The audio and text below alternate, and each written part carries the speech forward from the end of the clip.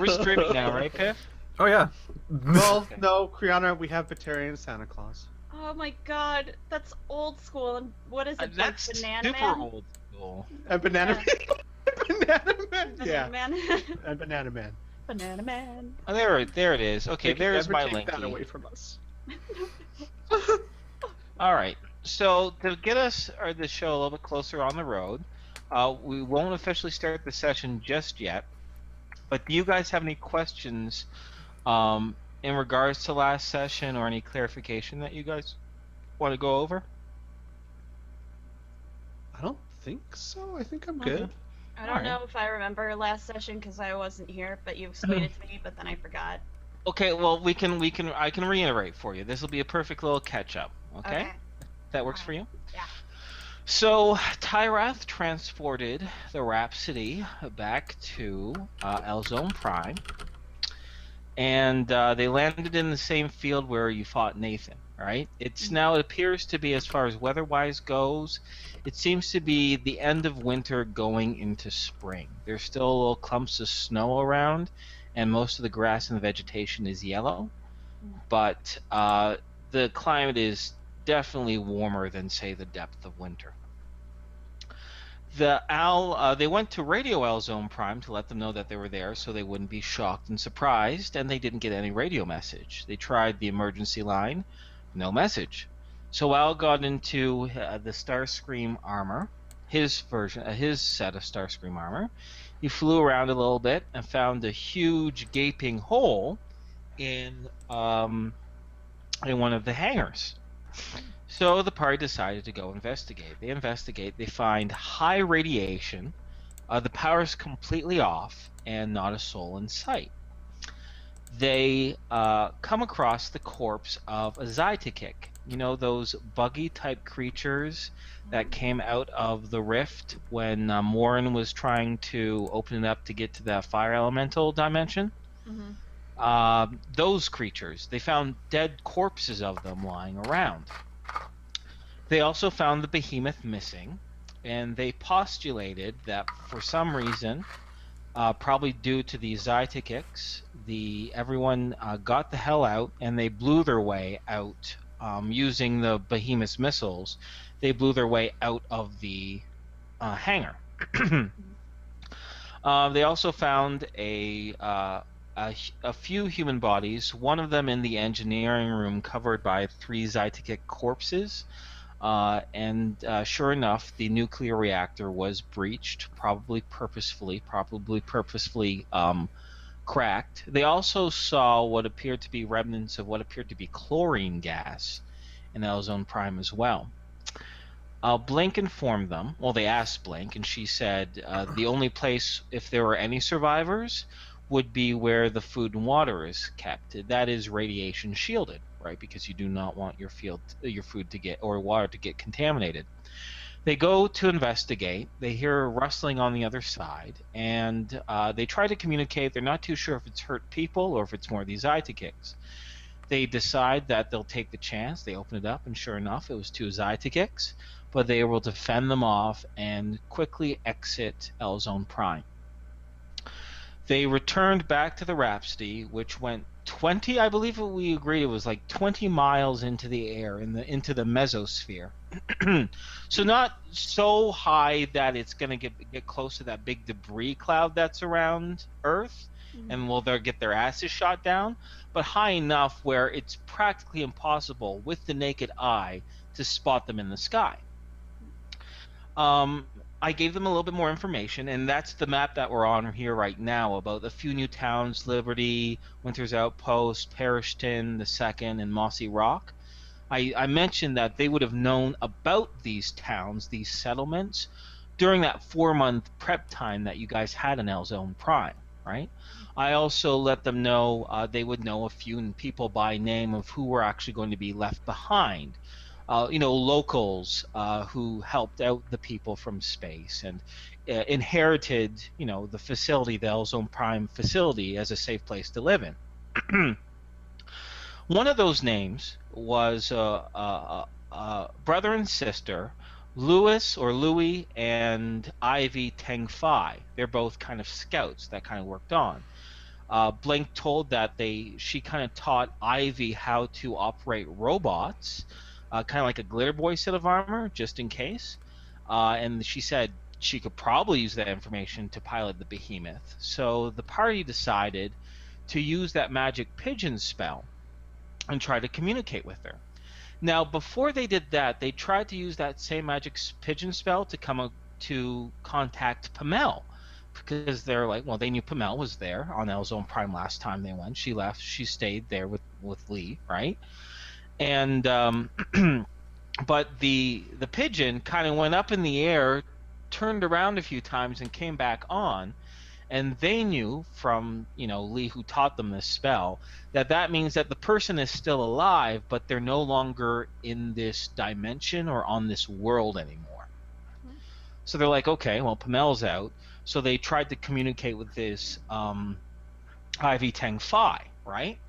So the bird goes out, right? And they decide they're not going to just hang around for no reason. They're going to hover around the closest town, way 20 miles into the air above Liberty, and wait to see what comes back. And the message that they sent with the bird was a radio coordinate, so radio frequency, right? And sure enough, a few hours later, after Blink and Al had a bit of debate what to do with the Baron, and everyone had a meeting about it, the long and the short of that is that Blink said she argued that just leaving him out unconscious in the wilderness is practically just killing him anyway. They're like, well, what would you want to do? Leave her in a town so he can become a threat? And she's like, well, why don't you just put him in a town like really far away, right? And the party agreed to that. They figured Tolkien would be a fine enough place. But a few hours later, sure enough, a staticky broken radio signal came in, and that's when that was during the time where my mic was getting all staticky, so it was actually very atmospheric because they were getting a cut-off message that said like the word outpost and black skulls and like hiding and help, pretty much was the bulk of the message. And that's where we left off. So that's exactly where we left off. Did I miss anything, guys? Do you have any questions or anything about in regards to that? I don't think so. I would say we chose Tolkien maybe as a place to go because our concern was finding a town far away from here that's not full of hostile people that want to kill us. And we've heard of Tolkien being a fairly free, not kill everyone on sight place this far away. That's a good, yeah. Yeah. Plus, and of course, out of character, plus Tolkien would probably be an amazing place to visit just once. Yeah. Nice. You visit it again. Yeah. Oh, no. Just one. No. Second time would be boring. No. Okay. I think you got everything, sir. Great.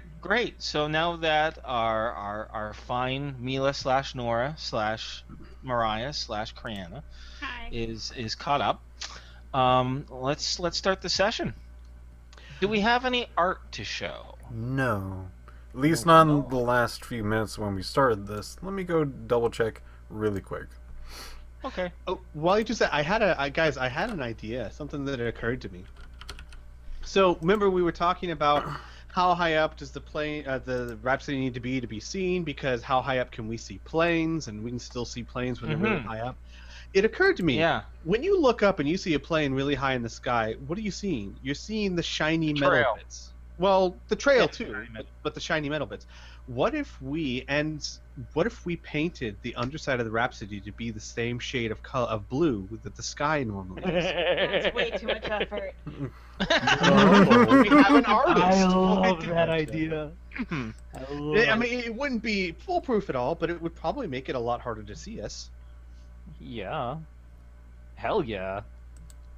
Especially if it was the color of the sky. Well, yeah, because I was thinking, okay, I got this idea from great white sharks. Because they're white on the bottom and gray on top. And the reason for that is if you're below a great white shark looking up, the light belly makes it harder to see against the sunlit surface.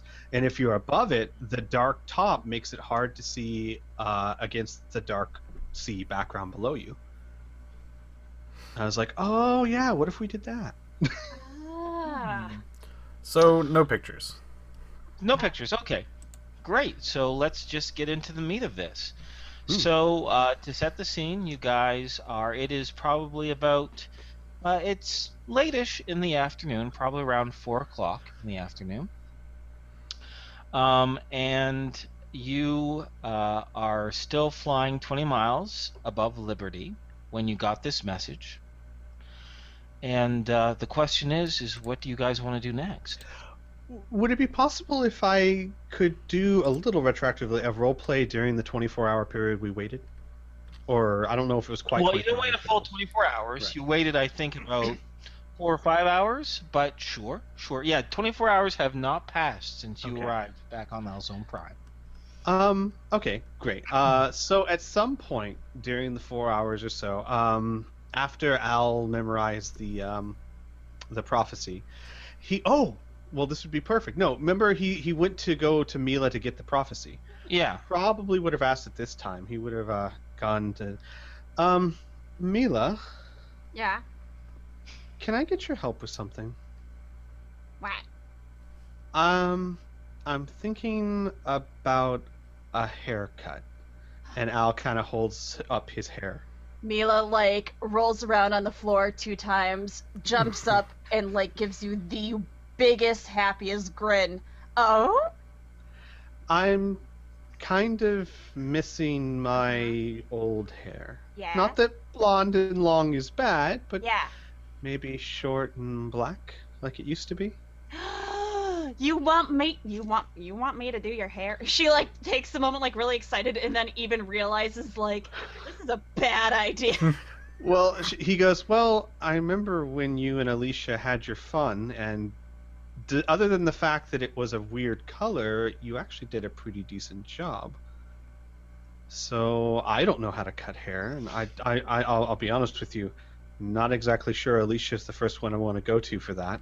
Uh-huh. So you're kind of my first choice. Okay, sure, I'll do it. When do we do it? Do we do it now? How do we get your hair to be a different? I'll look it up.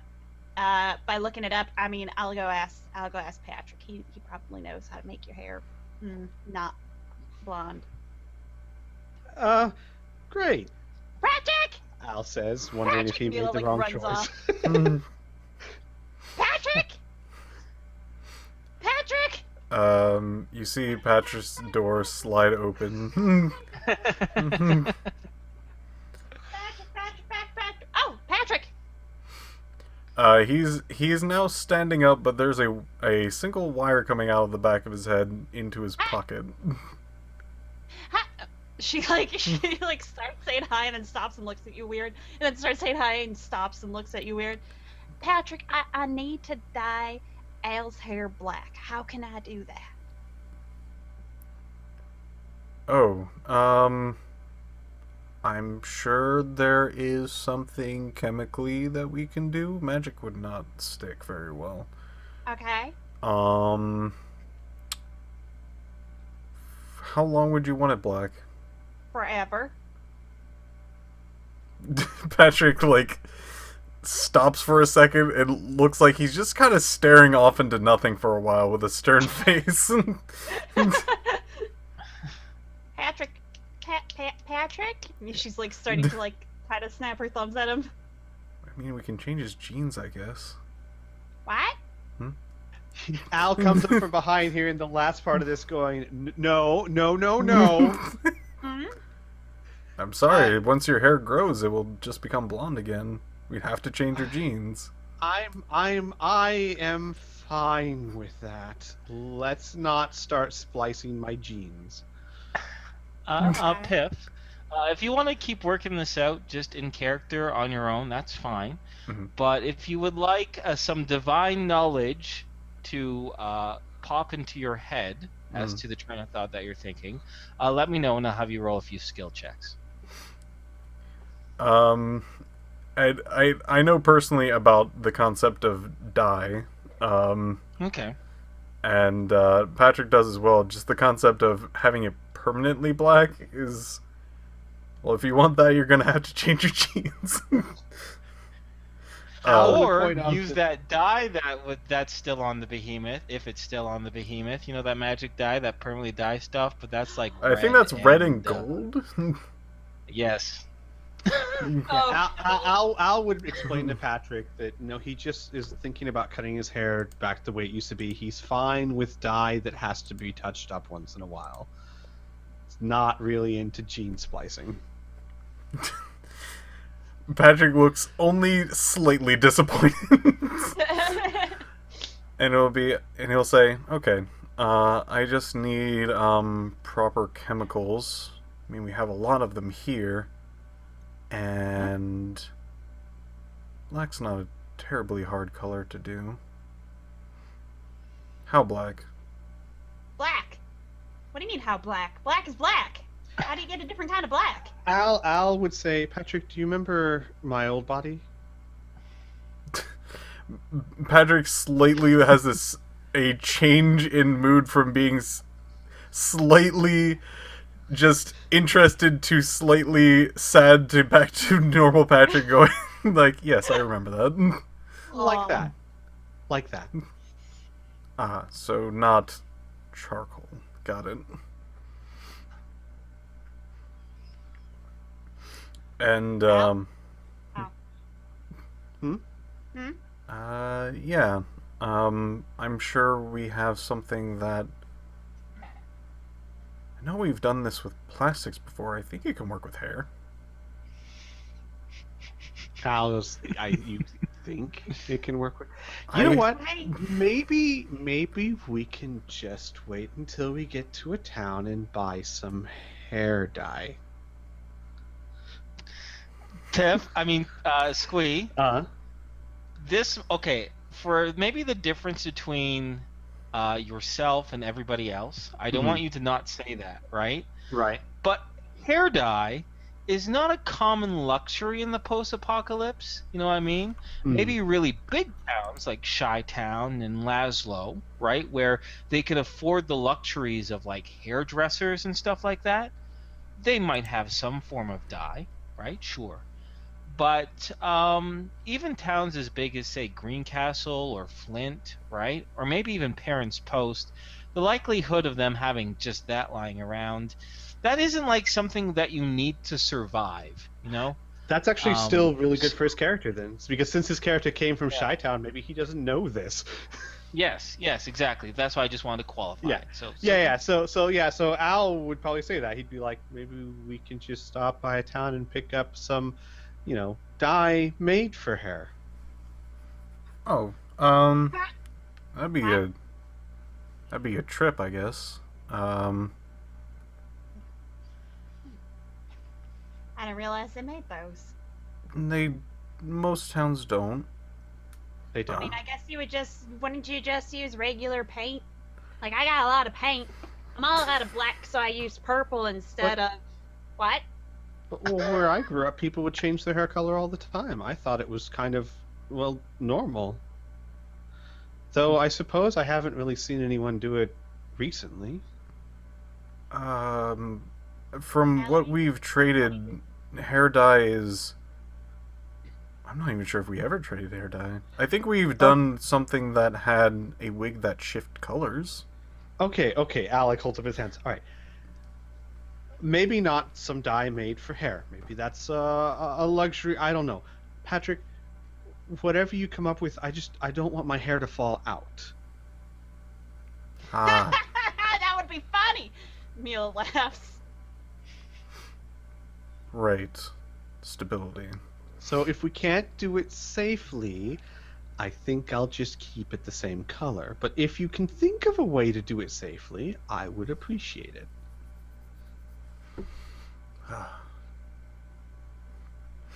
Patrick looks up at the ceiling.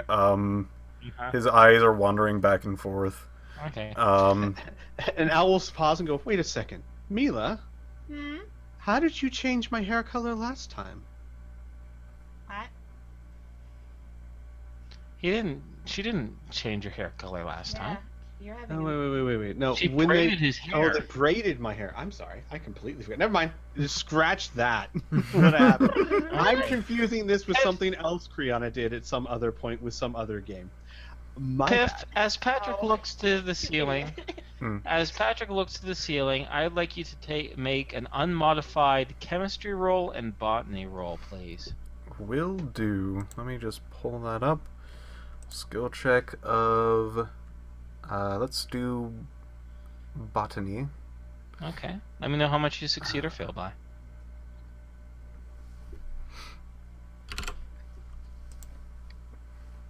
$45 for botany. Okay, And great. do you want chemistry? Yes, please. Okay.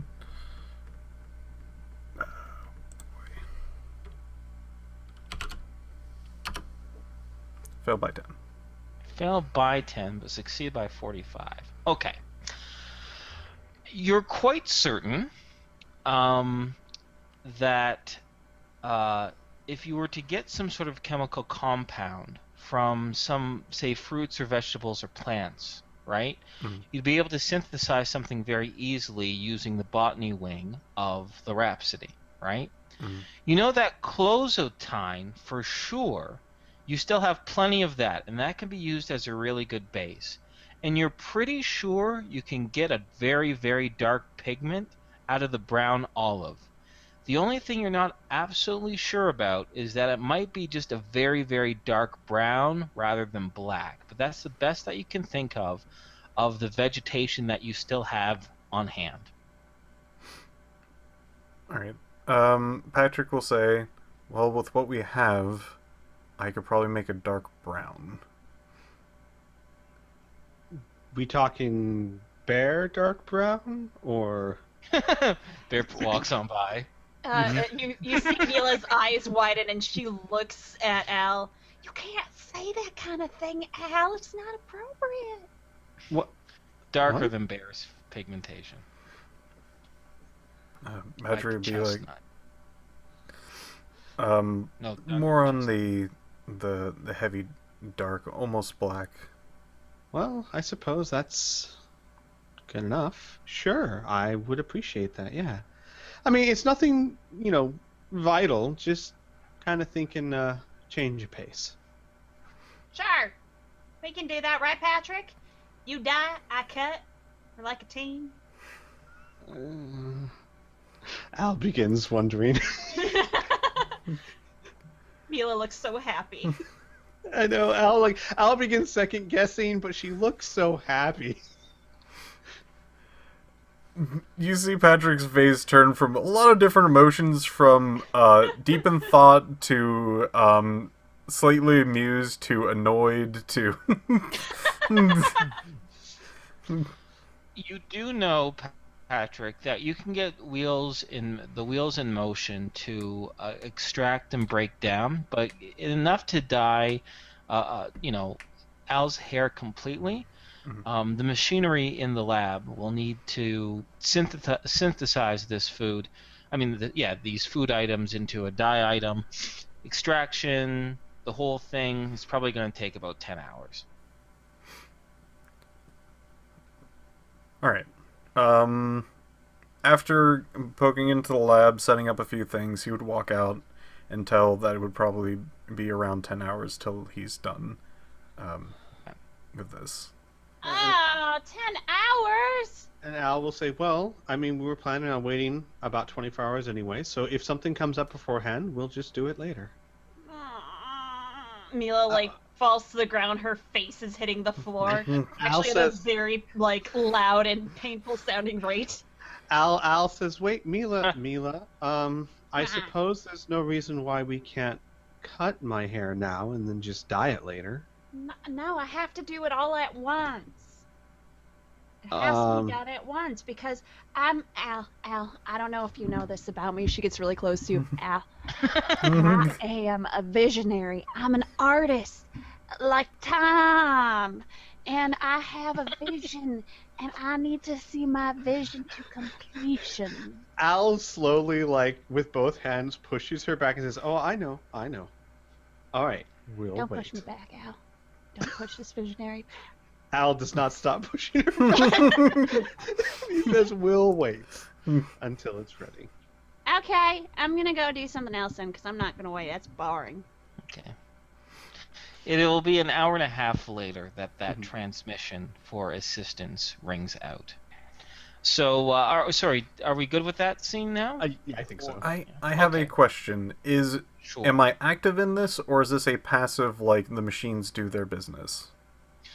You need to take an active role for about 30 minutes, Okay. but for the rest of the 9 hours and 30 minutes, it will be a passive process. Okay, cool.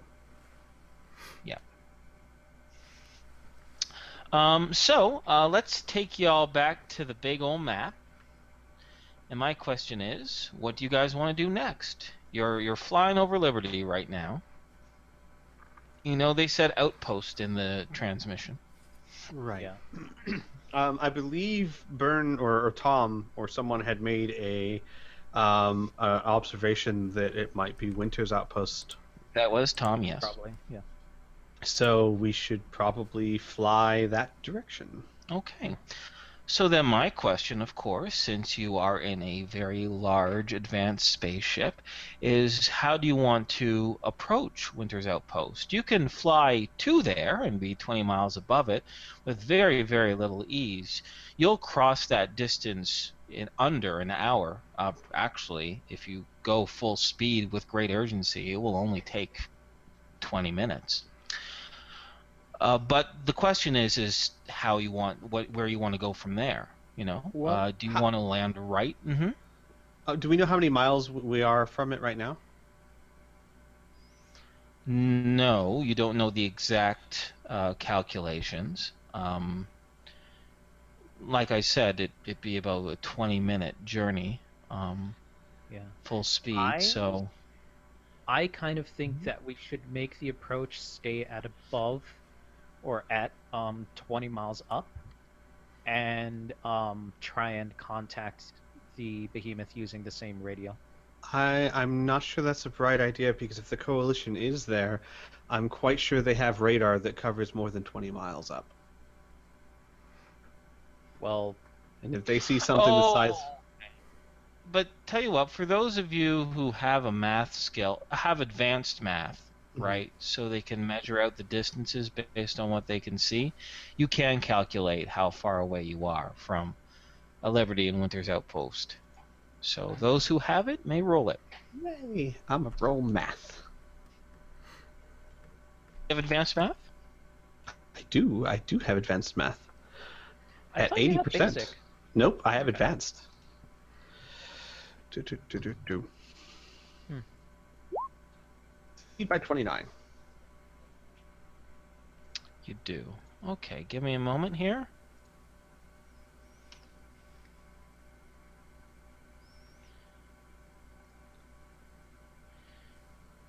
The two towns are a scarce 23 miles away from each other.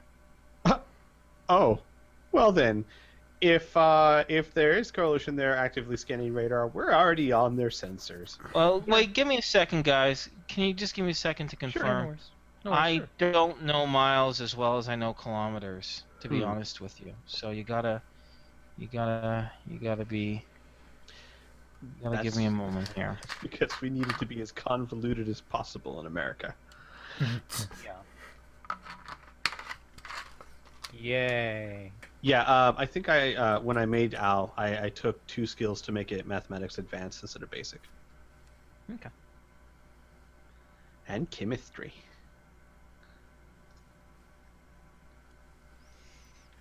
Okay, give me a moment. Here to there. Okay. 35 miles. I opened up Google Maps and pretty much found 2 cities near that actual area nowadays and gauged their distances. So, yeah, it's 35 miles. So I have a question, maybe out of character. So radar, kind of the way radar works. If there's radar that covers 500 miles, is this like a 500-mile bubble, which means 500 miles straight up and to all angles and that kind of thing? I don't know enough about radar. I can only assume it is a bubble. Yeah, they're like waves and So waves would and there wires. would Yeah. there be something maybe like the debris field or something like that blocks it eventually? Because 500 miles, Yes. they'd be seeing space stations and stuff, I would think. Yeah, exactly. Yeah. The debris fields or whatever do prevent that. Yes, there's all sorts of ways radio signals can be interfered with. Got it. So now that I think about it, us flying up so high in the sky isn't as safe as we might have thought it was, because most radar can at least go, say, 50 to 100 miles, and that would be more than enough for us to be picked up on. Well, I don't know what you say by most radar. The behemoth has radar that can do that, sure, but power armor only has a 10-mile radius. I was thinking of giant coalition things. Well, Okay. this Yeah. isn't coalition territory. That's true. That is The only true. Giant coalition thing that might actually have that is maybe a Death's Head. Well, that's true. Okay, so, well, and I was going to say, and our radar hopefully would be big enough that if something came to investigate, we could get out of there in time. So I'm fine going up above Winter's Outposts and going from there. Sure. I mean, the idea was going to be like, hover above here, contact, see if this is Mhm. actually the place or if we need to go somewhere else. Because Yeah. we don't know specifically where. I'm They could good be with that. Mossy Rock for all we know. They're like an outpost at Mossy Rock, and we're going in the wrong direction. Lone Star. All right, What? sure. I'm all for So it. that's what you do? Okay. All right. Zoom through there. In a scant matter of less than 20 minutes, you're hovering above Winter's Outpost. Winter's Outpost. This is an exact aerial view, but I have some pictures here. Most specifically of the Appalachian Mountains with the setting sun, very pretty. And that second picture there on the bottom. Wait, am I dragging you? Oh, yeah, I drag you over here. This is what kind of Winter's Outpost looks like. It's nestled at the foot of the Appalachian, of what appears to be the Appalachian foothills. You can just see 20 miles up. The largest buildings there are just scant, tiny dots. From what you can see. Mhm. And your radios are now silent. That frequency hasn't changed, but it's no longer transmitting.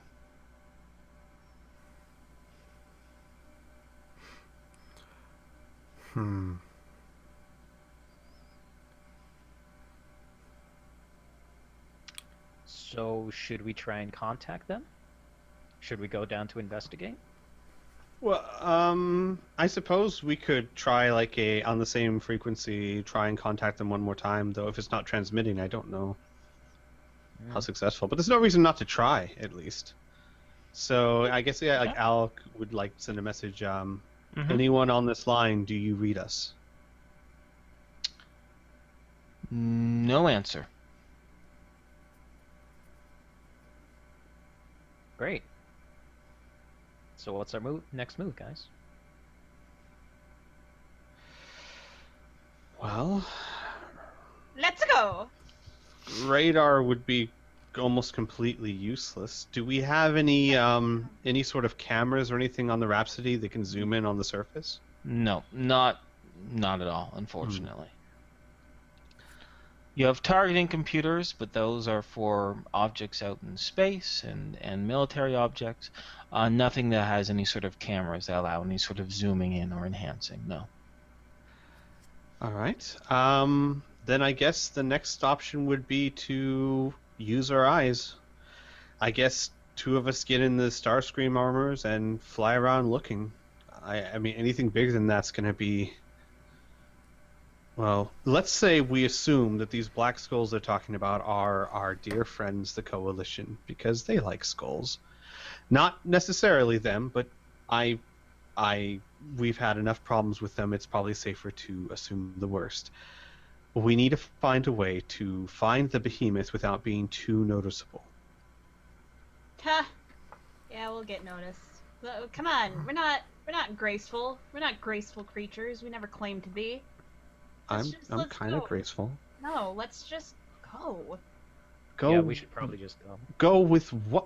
What do you mean? Like lower the ship and have everyone look at the giant ship? No, not lower the ship. Do what you said with the star stream thing. Don't you sass me, boy. I think we should go. We should go check it out with our visionary. Sure. All right. Is there anything else we can use other than the 2 star screams? We could use the glitter boy. What's the flight like on that thing? Non-existent. What do you mean non-existent? It doesn't fly. It can hover a little bit in the air, but that's like what, 20 feet, 40 feet? It can't fly. That's... It can't fly. Big O. I It doesn't think have the one wings. you It's had not was like, aerodynamic. It can jump. big jumps. I think the one you had, Bren, was more mobile than the original one, but I don't know if it could. Yeah, how much that's why I'm looking it up. Yeah. I don't doubt that it can't fly, but I want to make sure.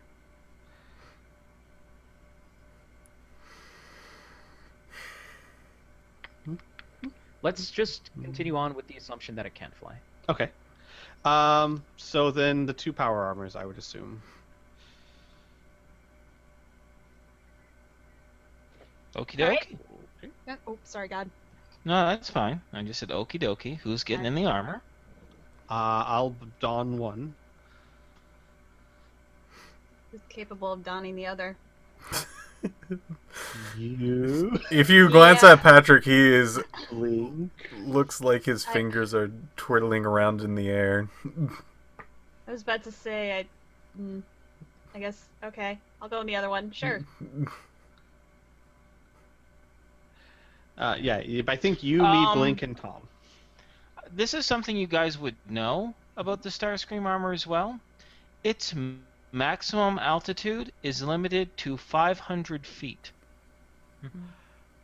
So if you get out of the Rhapsody, you will fall 19 and a half miles and then be able to fly. So remember when we were Yes, talking that sounds about like actually fun. Let's taking do it. the ship down? Do We it. should probably do that. No, can we do that, please? Okay, That I'm all sounds for so doing cool. that. I'm all for doing that because that does sound really cool. Like we could do it and then they land.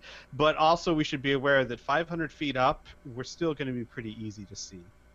Yeah. But I'm kind of with you. It does sound cool to just like step off and fall and then start flying at the right altitude. God damn it, Chad. I cannot fly down on the magic pigeon. And the Mark V can fly at about 200 feet. At a speed of 45 kilometers per hour, or miles per hour. In the atmosphere and Earth gravity. But that's cool. Let's not take that. Just give me a moment here. Give me a sec. I might actually have a better idea. Uh-oh. It's mainly built to hover. Yes, exactly. Hover. I know. But, I know. No, but it Inferno, actually he is flies. right. The That's stats what I'm say saying. I'm agreeing with you. 5 miles an hour, yeah. Anyway. Yes, Patrick. What Oh. was your better plan other than hurdling No, 90 miles? no. I think Patrick is going to try to join you. Give me a second. Oh? Oh, no. I have to find Something that isn't made of metal or plastic. pretty much. And make sure you're wearing something that's fully environmentally sealed, please.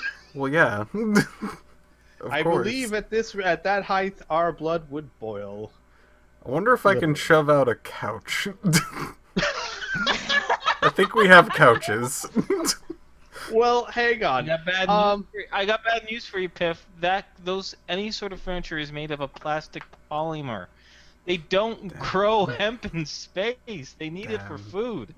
Remember? They don't have Right, trees yeah. or wood. I don't think we have much of anything that will allow that. Plus, it lasts for 6 minutes. It might take That's you what- 6 minutes just to fall. That's what I was thinking. Like, he might have to sit there on the falling couch for a while. How fast? Let's see. Hang on. I'm reading this. Like, how fast can you fly with this thing? It's only pretty a few- fast. It's not super fast like your freaking power armors. I stopped copying it at maximum speed. Nothing. I But guess I didn't it's feel that was fine. important. No Yeah, no yeah, fly thing. Got it. No fly thing. All right. Okay. So maybe All we should A, find a place to put her down, and B, fall out of it first, because that sounds like fun. This is how both Al and Mila die in the campaign. This is how it happens. Let's do it. Let's do it. Let's love a little. Come on, it sounds like So, fun. let me get this straight. Yeah. You know this is going to be a good sentence when the DM starts with "Let me get this straight." You're hovering directly above Winter's Outpost. Mila and Al are going to get in their Starstream armor and pretty much jump, plummet 19.5 feet, then hover 500 feet above Winter's Outpost in full view and start looking around for the behemoth. And the rest of the group is going to park the Rhapsody somewhere else where it can't be seen. Not quite that. I would hope that we wouldn't have the absence of mind to do this right above a town. We'd probably want to move. I said, okay, fair enough. I'm aware. So we would, but yes, if we would fall and then go start searching while they put the Rhapsody down. As long as we stay in video contact, we should be able to find each other. Okay, so let's take you back over to the map.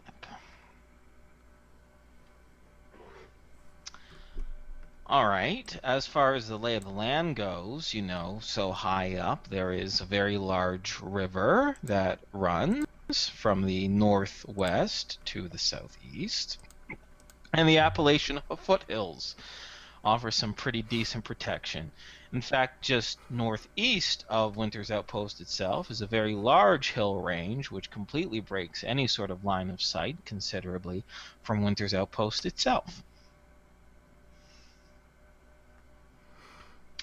The terrain is a combination of coniferous and deciduous trees, along with some dead yellow grass. Okay, so guys, why don't we try and find a decent place that we think would be good to put her down, and then fly above it, and then we'll hop off, because that way we'll know about where you guys are. Why don't we just land the fucking plane and that's you not can fun. get out? Because that's not fun. Okay, let's ask God this. What are the odds of us surviving doing that?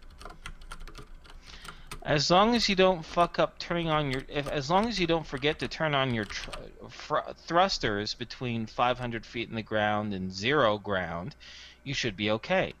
It will require a pilot check, with a bonus of +10.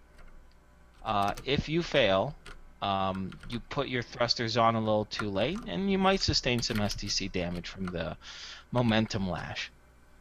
Okay, Because you will be hurtling at a fantastic rate. Okay, yeah, you're selling me more on it. Let's do it. Let's do it. Why not? Okay. So if I have consent with everyone, I can illustrate this scene that you want, if you Yes, would ma'am. like. Yeah. Okay. Tom, I'd like you to do me a... wait, whoever... No, it's not sensor system. It's really you're just eyeballing it, right? But I'll have Tom eyeball a place to land. I'll leave that up to him. Byrne, why don't you roll me a D100, please? 45. Okay. So, yeah, it only takes a few minutes. You find a really decent spot, kind of hooked in between two of these low foothills. Nice little spot to nestle in.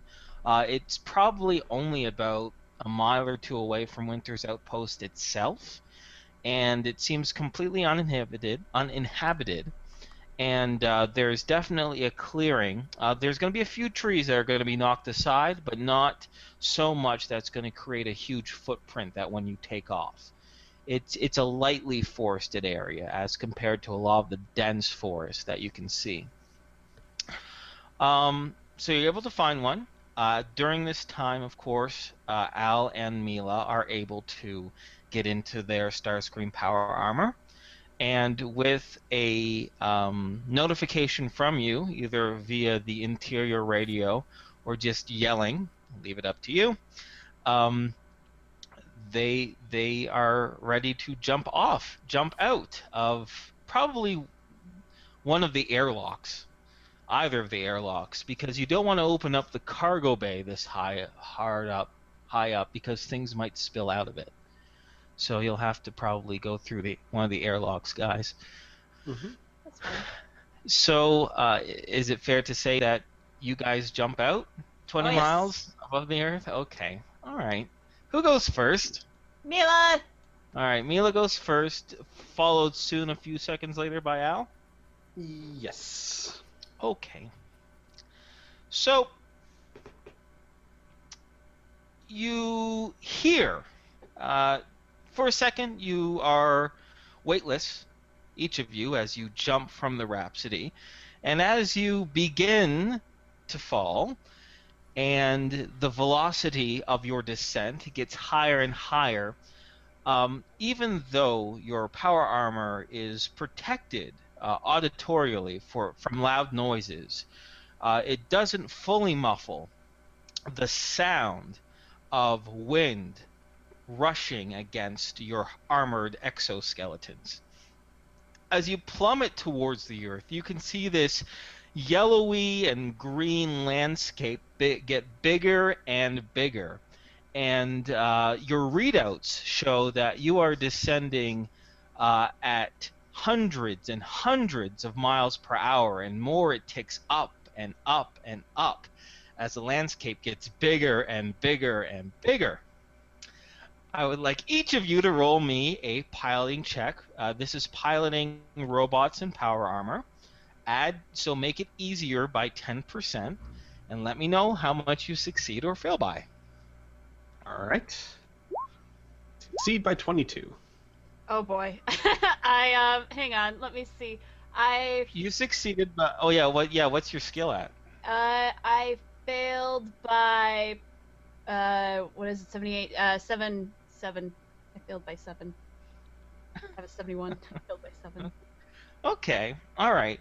So Al, you're able to keep an eye on your readouts, on your computational readouts in the exoskeleton suit. And the second 500 meters hits, you're able to engage your thrusters, and it allows you to gradually slow your descent into a manageable flying speed. And when you get about 200 feet over the ground, you have completely gained a complete control of of your power armor, and you're able to fly at a regular rate. However, Mila, on the other hand, Criana, this is in-character creativity. Yeah. Was it fair to say that maybe Mila was having so much fun that she wasn't keeping an eye on that little 500 number? I think that's incredibly accurate to say. Okay, good. And it isn't until you get to about 400 feet, and then now 300 feet, that you realize, oh shit! Oh shit! You need to quickly engage your thrusters, which you do. I could imagine over the radio, you hear, Mila, thrusters. Yeah, there we go. Perfect. As a reminder, you engage your thrusters, Mila, and you, unfortunately, intuition, instinct takes over, that you're really going to have to push it to make sure you don't hit that ground going at hundreds of miles per hour. So I would like you to roll me 1d4, please. You take 30 points of SDC as the quick momentum of SDC damage, as quick engagement of the thrusters creates a whiplash effect, jostling you significantly within the exoskeleton suit, so much so that the interior padding is unable to withstand such physical force. So you're going to have some bruises for now until you heal yourself. Yeah. But the good news is that when you get about 50 feet in the air, you're able to straighten the power armor suit. The only thing is that there's a couple trees now that are getting really, really close to you, and I'd like you to make me another piloting check, please. Okay. Just straight D100? Yes, straight D100. Yes, ma'am, I can do that. Oh. So Okay. And now that you're able to regain it, you're able to thread the needle between two huge elm trees and completely avoid them. And with a little loop-de-loop, you're able to rejoin Al.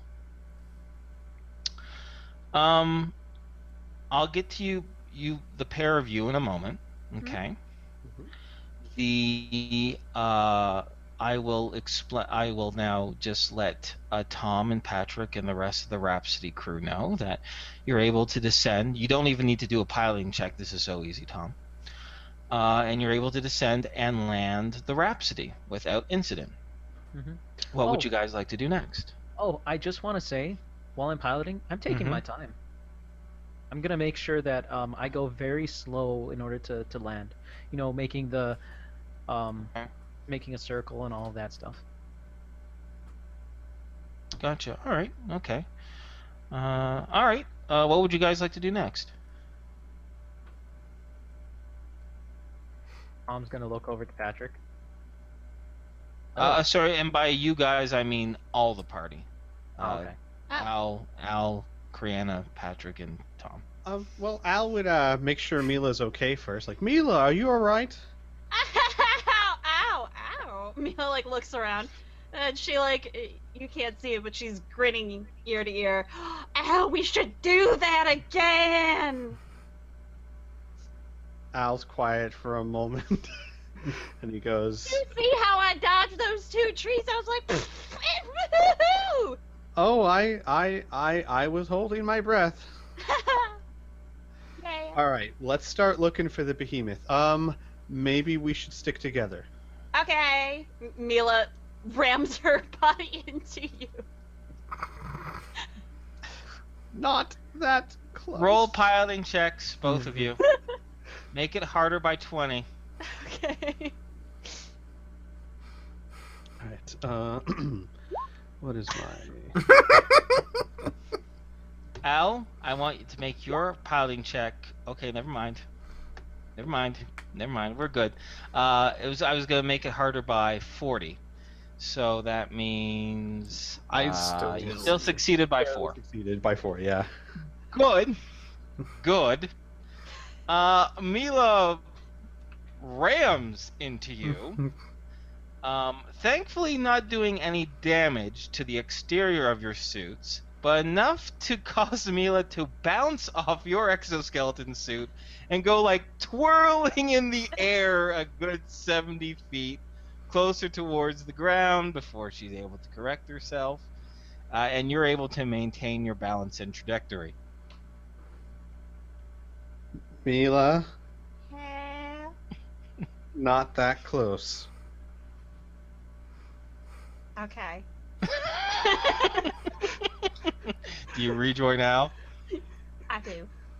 And then we go looking for the behemoth. I guess we'd start do like a circular search pattern. So my question is that do you go over the crest of the hill where you know on the other side there is the village of Winter's Outpost? Or do you examine all the wilderness that isn't Winter's Outpost? Yeah, I think for now, at the beginning, we'd try and stay away from there. Because Okay. if we're going to approach it, we might want to approach it on foot. Okay. Tom, Patrick, what would you guys like to do? I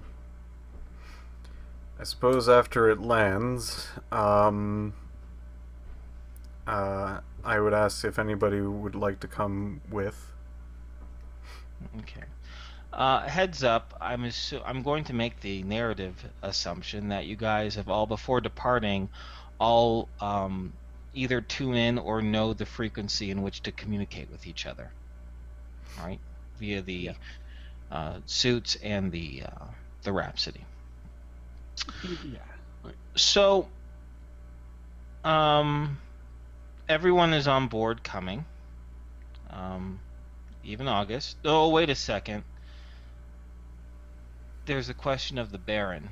Someone should be left behind to keep an eye on the Baron and make sure he's okay. Do you guys have a preference on who to do that? Bear. Yeah, I was gonna suggest Bear. Bear can do that. Sure. So that means Blink, Alicia, and August are willing to come with. Yeah. Should you guys take one of the Mars rovers, and I'll take the Glitter Boy or something? Okay, that works. Piph, are you does are it you work with for that, Patrick? or Yeah, that works for me. cool? That's what we'll do. Okay. And where do you guys plan on heading? To the hill. Like to the top of the hill? Okay. Let me just double check the radio range of power armor. It's in my list here. Item lists, power armor. Nope, that's robots, Inferno. That's not power armor at all. You idiot. Alright. Call yourself an idiot? You know an idiot. Yeah, whatever. I forgot that Glitter Boy Mark V's had jet thrusters on the bottom of them. I was thinking of the Glitter Boy Mark IVs and the Mark IIIs, where I'm just like, okay, however. Anyway. Radio. Range is 5 miles. Oh, wait a second.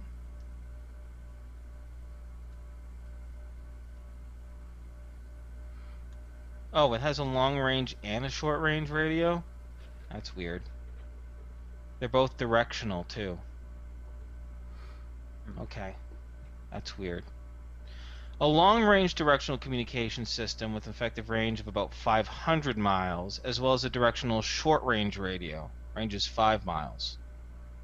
Why would you never want to use... I guess if the long-range radio doesn't work. It's different frequencies, I think. If you remember my thing that actually picks up radio frequencies, if you really wanted to just communicate with a small group of people in a particular area, the short range would be much better because you couldn't get overheard in farther distances or get tracked by radio. Oh my god, you're right. So that's the question for you guys then.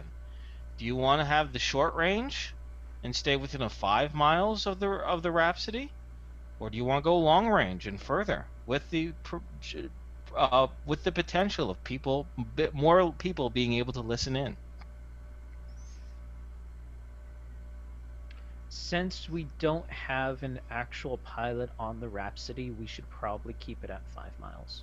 Well, though, if we're going to be searching by air, 5 miles is going to run out incredibly quickly. Mm-hmm.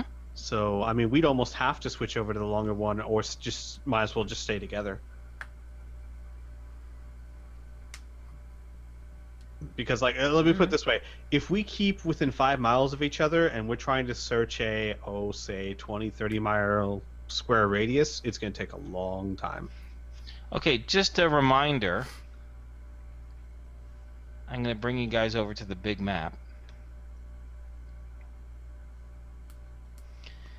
If this is 35 miles, then a 20-mile area is like this.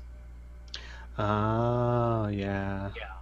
And like 500 this is a almost 5-mile certainly- area. 500 miles is almost certainly from here, Chi-Town. Yeah. Oh, it's guaranteed. okay, yeah. so let's stick to the 5 mile one. Yeah. Yes. Okay. Okie dokie. So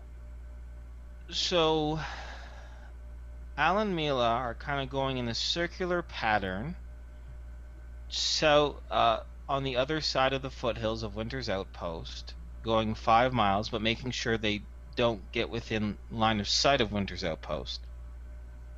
Well, Tom and the Glitter Boy and the Patrick and the 3 NPCs in the rover are climbing up the hill to overlook Winter's Outpost. Okay. So I would like Mila and Al to roll me a D100 apiece, please.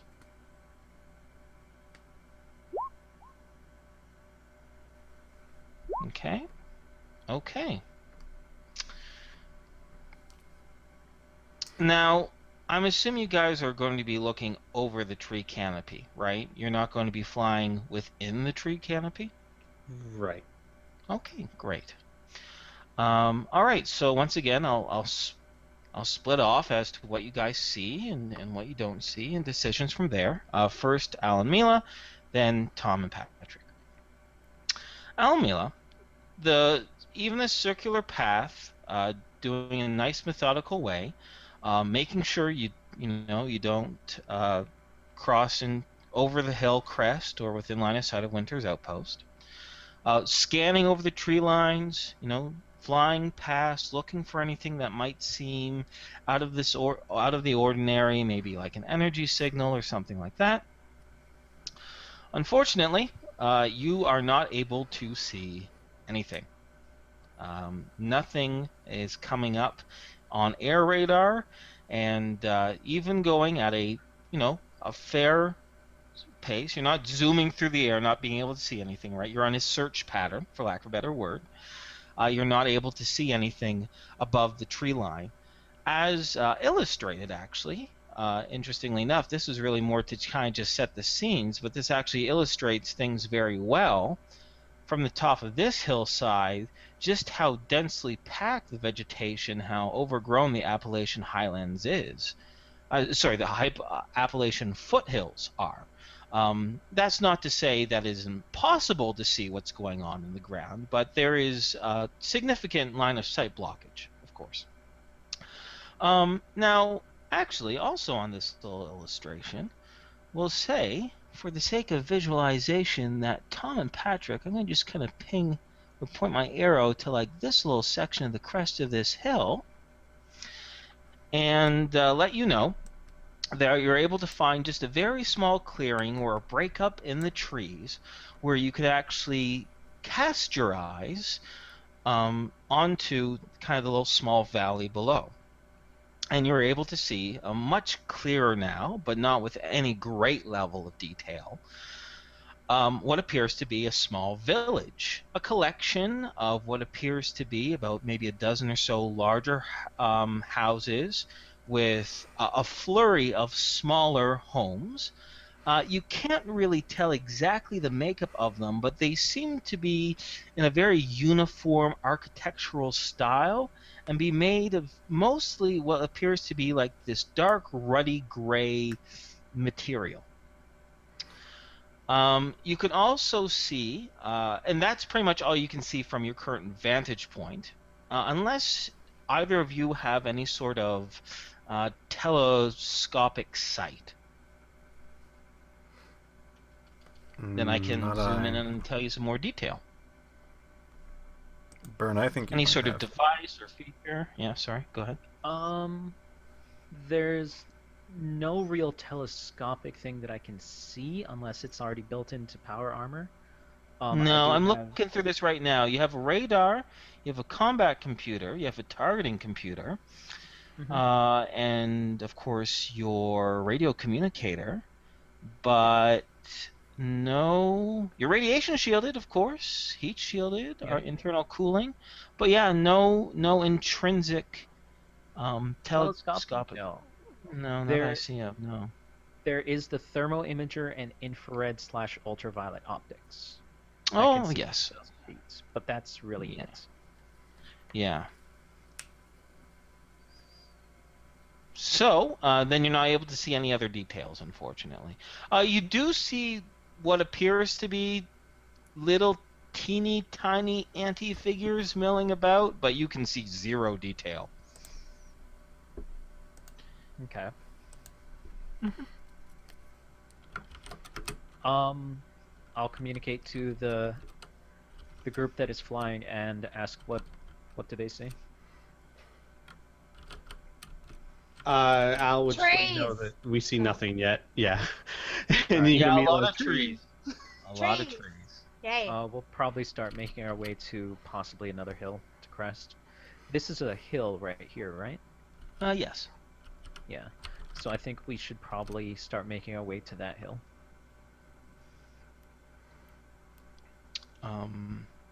Just Tom and Patrick and them, or do you guys want to meet up, or what's the skinny on the guys flying around in the Starscream power armor? I don't know. We're not seeing anything. Except trees. Yeah, I suppose then the best course of action would be to join up and decide from there, because we're not Yeah. seeing anything up here.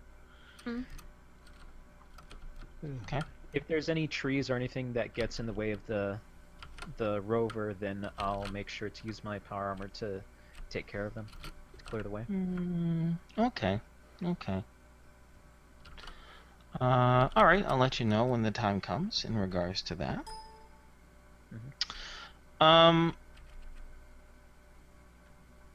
So where are you guys going to meet up?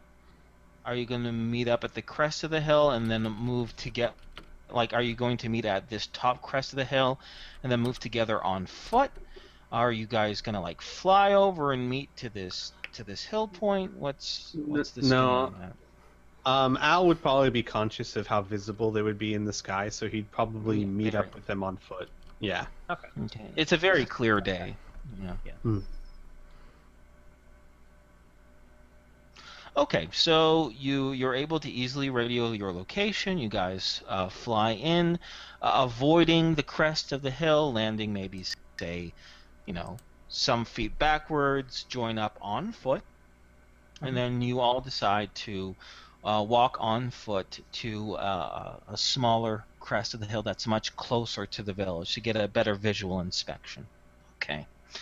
There are a few trees that are kind of in the way. And you're able to, I'm assuming you're using that giant fuck off vibro sword to kind of just cut at the tree and then just lay it down on the ground. Oh yeah, and my 40 physical strength. Okay. Robotic So physical strength. the question is are you going to like like a samurai sword and a bamboo stick? Are you just gonna go whatcha, or are you gonna like hold the tree and go whatcha and like tear the rest of the tree away and then like lay it on the ground, or are you gonna just let it fall where it may? I'm going to try and wield it like an axe. Wield the sword kind of like an axe. Go at a V-shaped formation and try and make the tree go the opposite way from where we want to make it. Okay, great. So the first tree that kind of comes in the rover's way, where there isn't a clear where it kind of gets in its path, is right there. You chop at it, no problem. It only takes about 3 hacks of your vibro sword before it begins to fall with a huge sound as it crashes to the ground. And the path is cleared enough for the rover to kind of hump over the little stump that's left. And then the next tree that comes in your way is just before you rise up the crest of this hill. How do you want to approach that one? The same way? Yeah, I think so. Okay. Al would like hold up a hand and say, let's maybe not make quite so much noise close to the town until we're more sure of what's going on. Okay, what would you like to do? Well, how about we get to the top of the hill first and see what we can see?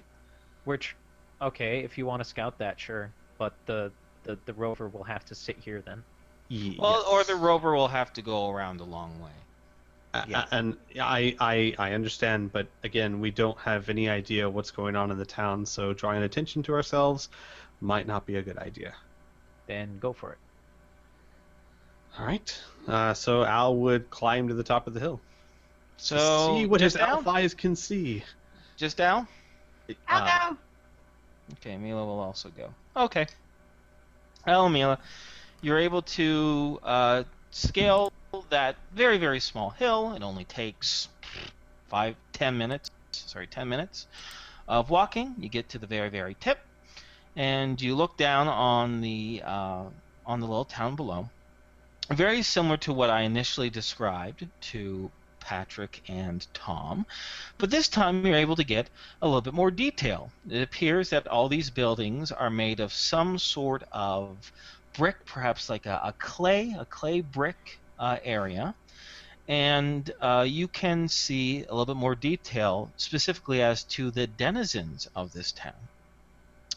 You see approximately about 30 to 40 individuals in the streets milling around doing a variety of tasks. And these individuals are definitely 100% not human. They appear as 8-foot tall humanoids, I guess you could say, and even that term is very loose. They have very, very long arms that descend almost down to their knees, with 3 large fingers upon each.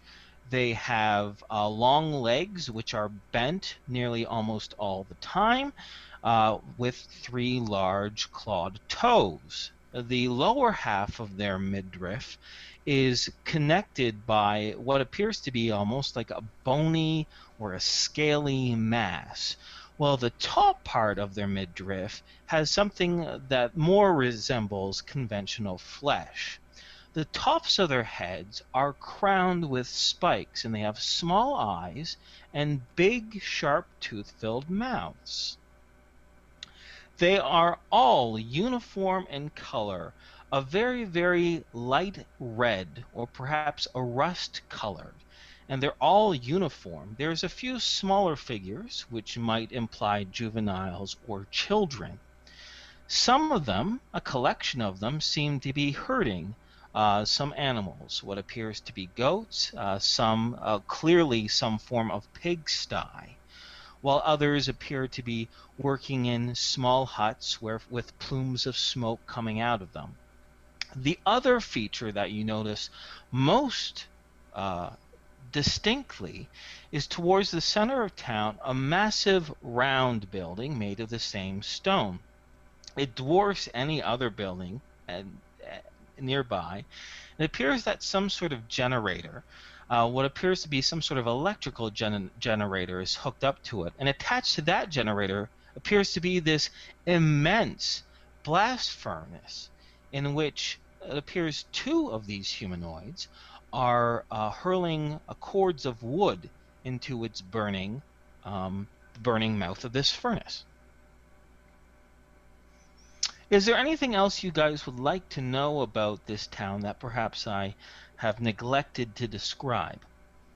Al would look, from what he can see, for anything that looks militant. People holding weapons, people look like maybe they're standing guard or some sort of law enforcement, that kind of thing. Sure. Roll me a D100, please. Sure. From the collection of the people that you see right now, you watch them for a good 10 minutes, and you can't see anyone that is clearly armed with any sort of conventional weapons, whether it be melee weapons or, ranged military hardware. You definitely do not see any forms of power armor or robots in the area. That would stick out like a sore thumb, you hope. And yeah, they don't appear to have any sort of weaponry. All right. Then I'm good. I think I'm ready to go back. Hi. Okay, you're able to return to the parked rover and the Glitterboy armor without incident. All right. Al would relay what he saw, and then probably ask, like, Patrick, have you ever heard of any DBs like this? Once you've actually started describing this, it looks like whenever Patrick seems to be idling or anything like that, he seems to be just kind of twiddling his fingers into the air. That it doesn't really seem to have any true pattern to it, but he seems to just be doing that every once in a while, kind of staring off into the distance. And once you say that, he stops and kind of drops his hands and gets out of the vehicle, and is actually really attentive with the detail.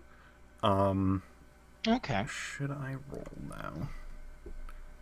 You should roll now. Now, interestingly enough, you're not too sure by Squee's description whether this would be classified as a monster or a DB. But I am going to acknowledge Patrick's background. I'm not going to have you roll because it's because this skill I believe is called it's called Demons Lord and Demons and Monsters, right? Yes. And that might be the skill. It might not. Okay. I don't want to be too telling. Sure. I'm going to be a little coy here.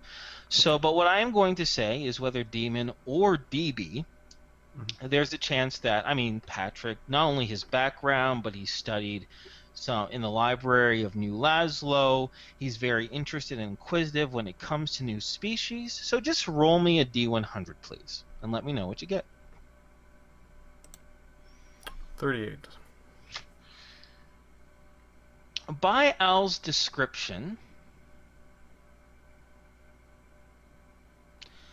you think you know what they are. They definitely sound like a race of DBs, for certain. And you know their name is Di, as in D-I, and you remember it's hyphen, but you can't remember the last part of that. And the only little tidbit of fact that you know about them is that they have an unusually high core body temperature. That's all that you can recall right now. Okay. Patrick will note that it's not really his expertise. It doesn't seem to match anything from his studies of monsters, but I think he has at least read briefly about a species like this, and it's probably close to something, die something. Oh, and they also run fairly hot. Have you heard anything about them being dangerous? Well, I'm sure from just the kind of body that they have, they would probably be decently strong. Usually things don't have such large arms. Well, have you heard anything about them maybe being aggressive? You don't know. They're DBs. It depends on what their culture is. Yeah, Patrick. I know. I was hoping maybe you would know one way or the other. It's kind of hard to walk into a town when you don't know if they're going to try and kill you or not. Well, you'd have to meet them first, I guess. Yes, that would seem to be the case. So, do we go say hi? What is it, Tom? Mila notices Tom wanting to say something as she interrupts Al. Hey, Blink. I know that well, you ran security for a bit, and I figured you'd be sort of familiar with the people of this town. Does that sound like the people of this town, or? Blink says, replies, she gets out of the van and replies simply, honestly, we just knew Winter's Outpost. It was Peyton that did any trading with them. We do know that it's a DB town, but I never saw any of these guys personally. But I guess that's a little telling. If Peyton was able to do trade with them, that implies that they're not completely irreasonable. And with that, she gives a series of 7 quick blinks. Okay. Yeah, let's go and meet them and try and talk to them, I reckon. All of us? Might as well. Yeah. Mm-hmm. Okay. All right. If that is the consensus, is it fair to say, like, you guys can try to go up the crest of the hill and down towards the town, or you can just ignore the hill altogether and just go around it and enter the town itself? What would you like to do? Over the hill or around the hill? I would like to leave this up to you guys because I gotta run to the restroom real quick. Be right back. Over. Okay, you'll go over the hill. Yeah. Well, mhm. Patrick will most likely would like to go over the hill. Okay. I will describe it when you guys go over the hill. But I'm gonna wait till Squee gets back, because there's no point in moving it forward if I'm missing a player, and then I'll just have to repeat myself. So yeah, during this little break, I want to apologize. Well, not apologize to Burn. Well, a little bit. It's not that big of a deal. But I always just assumed that the thing could hover. I didn't know it, and it does say right there in black and white, flying speed in atmosphere. So I guess for somehow it just points itself in a direction and those thrusters go falling off. I don't know how it works. Like, it doesn't have wings or anything like that. I'm just wondering how the law of aerodynamics fucking works for something like that. But then I realized this is a fantasy game, so whatever. Yeah. If I recall correctly, it has thrusters on its back, and not only that, but on its thighs and back of its calves. Well, I was looking at its picture, and it definitely has it all around its feet. That's for damn sure. Yeah. So it might just will itself up with basically its entire backside blowing out jets. Basically. Maybe. It's not designed for a long sustained, but it can fly somewhat. It's definitely based for space travel, which is not an atmosphere. So you don't really need the long, heavy bursts of, I'm going to fly for X amount of hours. You can just burst for a bit and go with the kinetic force. Yeah, you don't have to worry about this little thing called gravity, right? Yeah. When you're in space. So, I also have to apologize to the chat. I did not want to shoot down your idea of a magic pigeon. I think a few of you were just saying, like, to locate them, to use the magic pigeon, see if they're alive, so on and so forth. And I very rudely assumed that you wanted me to use the magic pigeon to fly down there, which I would have loved to do, but I'm almost positive it has the carrying ability of carrying a small parcel. Well, What is what is the See, what is no, the sorry, go. speed velocity of an unladen magic pigeon? No. well, the idea wouldn't have helped much though, because we might be able to get the pigeon to them, but we're like, we get the pigeon to them, and the pigeon's there, and they're like, oh, well, how do we contact them back? Because apparently the radio's not working. Holy shit. Also, the interesting idea with the magic pigeon is that you can send a message to someone, but you won't get a message back. Mm-hmm. Yeah. Anywho, Criana, are you still around here? Yeah, I'm here. Okay, cool. I wasn't too sure if you took advantage of that break too. So No, but I am All right, tempted, but I can still hear you no matter what the decision comes to. Okay. Smiles Jesus, all right, horribly. thanks. Thank you. Anywho, you guys. So in order to go over the hill, of course, Tom, you're going to have to clear that tree. Mm-hmm. Do you do so just using the last way? Like your previous way of just hacking it and letting it fall? I'll try and be more sensible and more careful. Okay.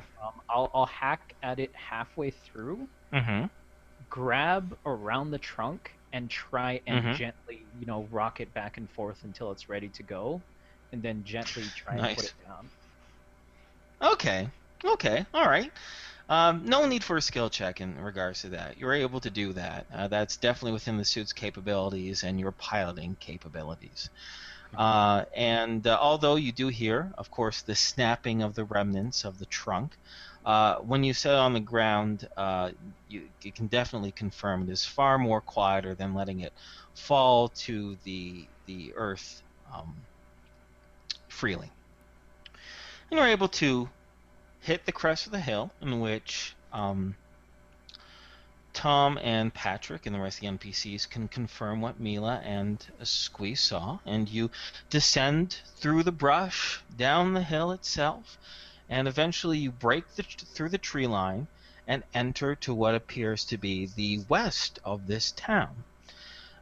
There's just a very small collection of small homes. They appear to be maybe 30 feet by 30 feet, and a little bit longer, maybe 40 feet or so.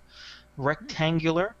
Can definitely confirm now that it is definitely some sort of clay brick that has been shaped and placed together in a very intrinsic fashion. And it isn't very long. Frankly, within 30 or 40 seconds, once you break through this tree line, that a few of these town's creatures definitely notice movement, especially the huge glitter boy armor and the rover and the 2 suits of power armor. And they look at you in a moment with a bit of shock, and 2 of them quickly move towards a hut that appears to be about 80 feet away. They knock on the wooden door, and you see another one of these creatures look out, blink out, look to them. They point quickly to you. He looks over to you, and perhaps fearlessly gets out of his home and begins to approach your position. Okay. I won't try it. I'll sheath my sword and try and not make any threatening moves or anything. Okay, what about the rest of you? I'm driving an ATV, or excuse me, space rover. So you're still moving forward in the rover? At the pace of everyone else, absolutely. Okay. Well, I'm stopping. I would recommend that everybody stop and he approaches us and all of that stuff. Agreed. Yeah. I'll Alright. stop if people stop. Okay. Ditto. Okay, so Tom is the first to stop, but everyone else soon does the same thing. And this creature stays within about 80 feet away from you before he raises up a hand and he says, "Hold there, travelers. I must ask, for your own safety, what manner of creature are you?"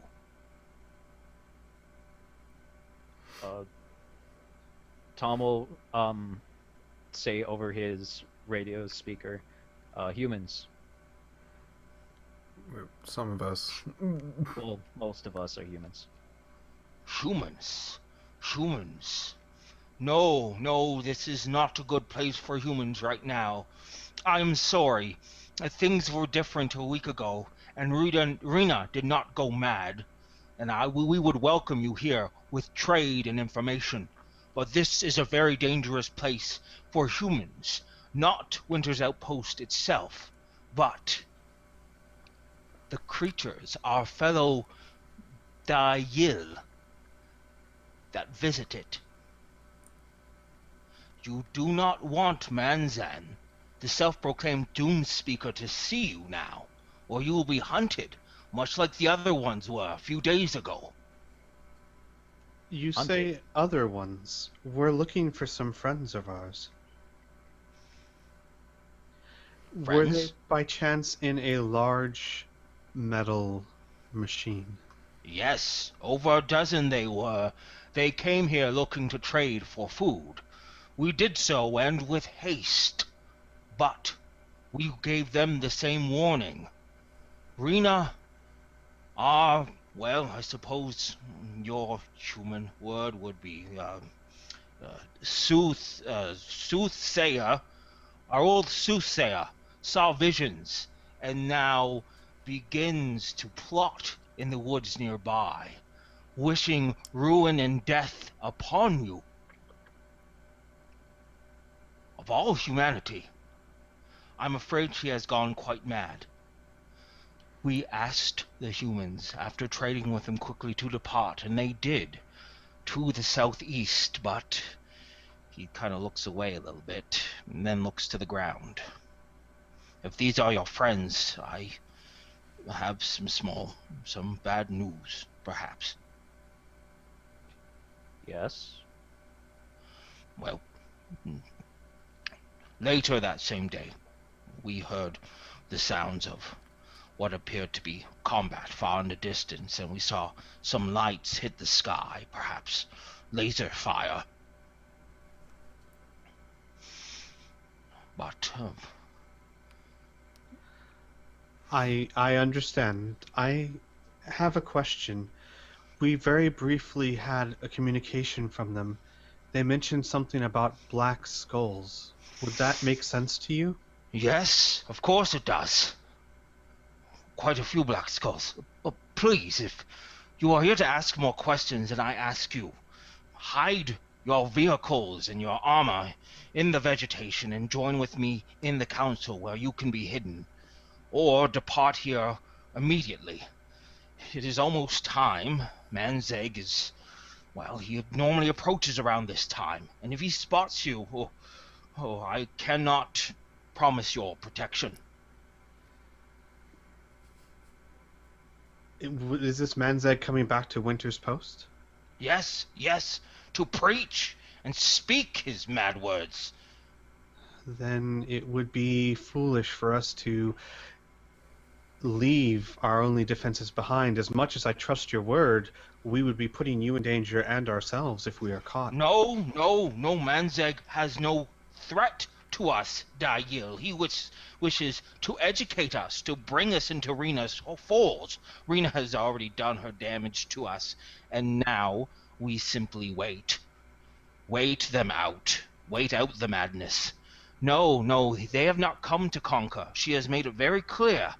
They want to convert us, to try to save Winter's Outpost in their mad ways. If they see us, if you try to hide us and they see us, what will become of us? No, he will. He pauses for a moment and he says, well, it will only be Manzig. He only comes by himself now that he knows that we do not dare disrupt him. So, well, I suppose he'd go back, tell Rena and the rest of them, and they'd come down back here and demand for you or hunt you, go by house. But by then, I'm sure you would have fled by then. That's what happened to all the other humans, the traders, the trappers, that were here when we tried to help them, when we knew things went completely upside down. We hid them, we scurried them away. We can do the same for you. But if he spots you now, no, not good. I can answer many of your questions, and in my dwelling and the dwellings of others, we can obscure their view. Manzig doesn't come into our homes. He comes to the center meeting place to rant and rave. Do you mind if we go out of character for a second? Go nuts. So, we know the vague direction that they were heading. We have an option or an opportunity to possibly learn more about this prophecy, but it would require us getting out of our power armor and all of that stuff and hiding. Yeah. Sorry, go ahead. Mhm. If we decide to do that, then we get more information of the prophecy, we get a little bit more information about the Black Skulls, but we are completely defenseless. Not to mention that the last we knew, the people in the behemoth were fighting for their lives and running out of time, and we would be not wasting, but definitely spending a lot of precious time instead of helping them. Exactly. I'm kind of for helping them ASAP, even though I cringe at the idea of going in less prepared. I think that spending time to find more information could get more of them killed. Yeah, and I'm not the biggest fan of that. Yeah, besides the fact, like you said, even if we'd have to leave all our armor and stuff behind, when he just told us this is not a safe place for us. Not that I don't trust him, but how good are they at hiding? We don't know. Yeah. almost want to just leave. Yeah, Go like back to as Rhapsody and, start making our way to the southeast, right? It was southeast or southwest? southeast. Oh, southwest. Sorry. You know, that's actually a good point. If we're not worried about something like the coalition, we're worried about if they're being attacked by the DBs, there may not be a reason not to just fly the Rhapsody over and make a very strong presence. Yeah. Because, you know, And I mean, worst case scenario is if it is the coalition, then we just we have to figure out a way to possibly get August or somebody to try and jam their signals and just make sure nobody leaves.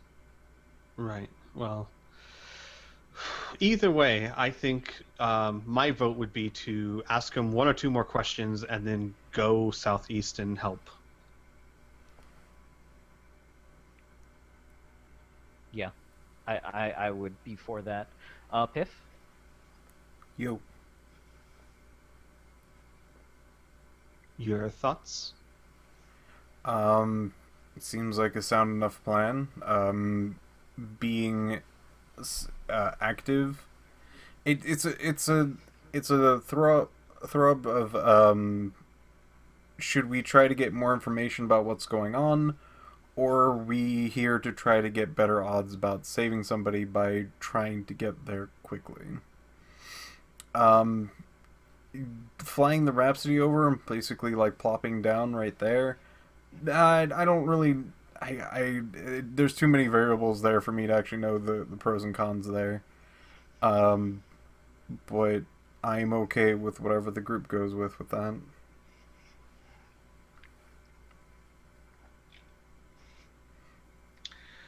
Well, I'm here. Hi. Hi. Sorry. hi. Yeah, I was listening. I'm all for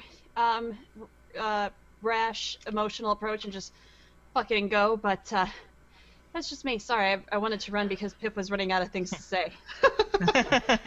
Save him. Well, here's the thought: is that we can ask him if the Black Skulls are his kinmen or people like him. So make sure it's not actually the coalition, and then if it is people like him, I don't see a downside to just using the Rhapsody because it's going to be much bigger and more powerful than anything else we could bring to the fight.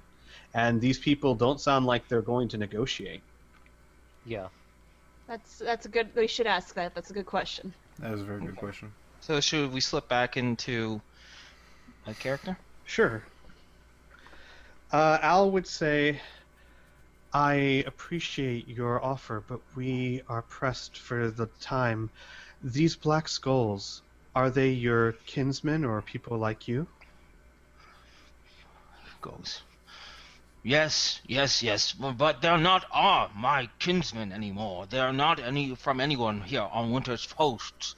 But yes, Rena and her ilk do carry around blackened skulls. Yes, it's very important to them for some reason.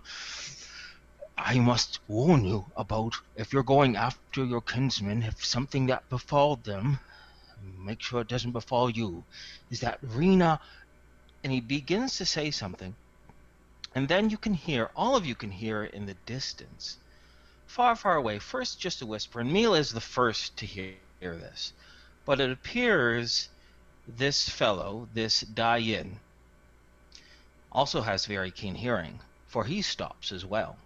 And he pauses for a moment. And it's a few seconds later that the rest of you can hear this. Blessings, blessings, blessings! And his little tiny eyes, this Dyan that you've been talking to, widens much larger, and he says, oh no, he's here already. Hide, go now, there's no time. Al would say, yes, get away from us. Don't get endangered being seen with us. Don't worry about me. Worry about your own hides. Yes, enough Silly. talking. Let's go. Yes. Actually, here's a quick question.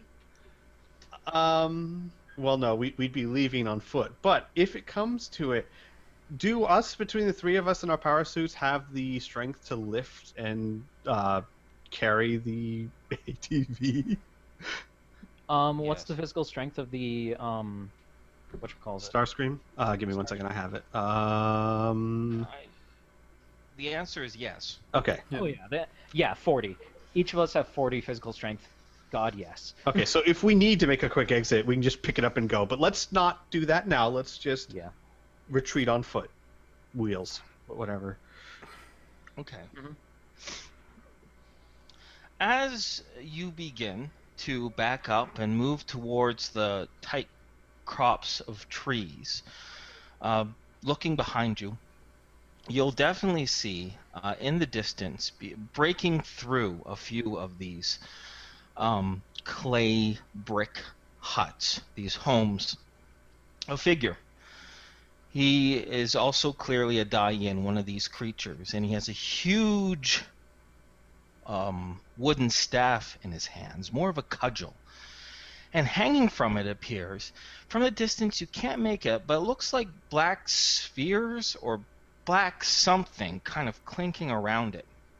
And his voice is huge and booming. And his voice, you can hear him, especially Mila, crisp as day, but the rest of you can make out the vast majority of his words as you begin to depart. And as you enter the tree line, it is only then that he kind of enters within your view, that like line of sight is happened, right? And you're not too sure if he spotted you or yet. But I'm going to say what you hear while you're withdrawing into the woods.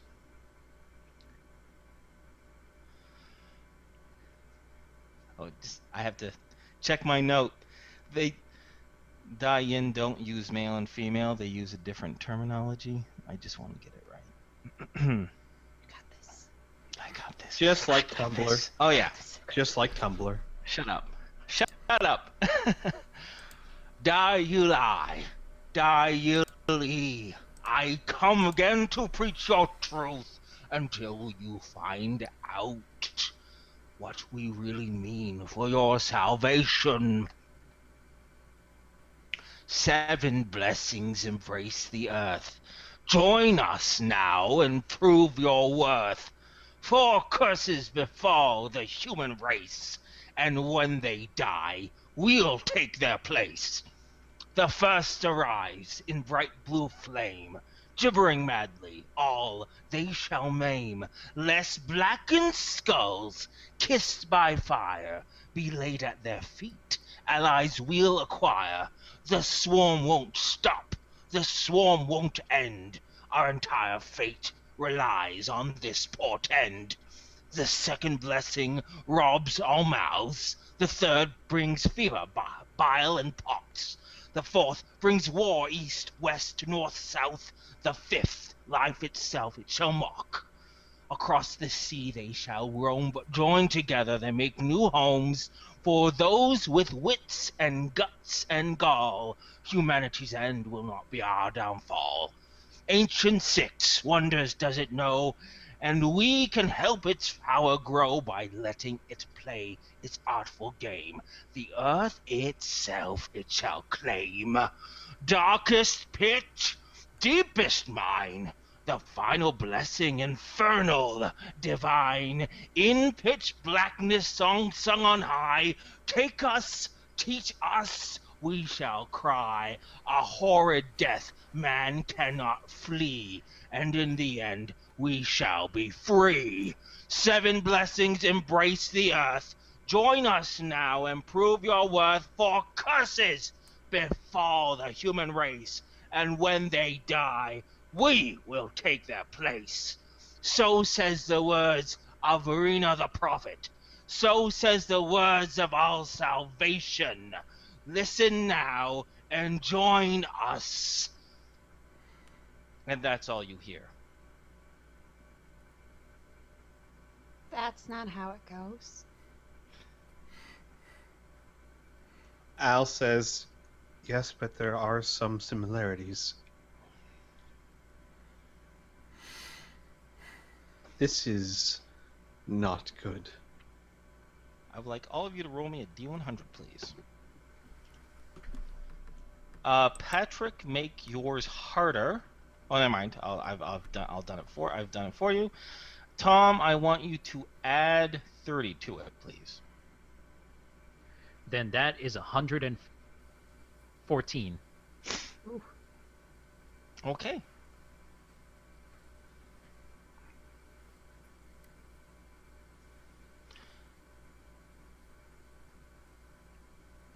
As you depart and you break through the crest of the woods, are you guys continuing to travel deeper and deeper into the woods itself?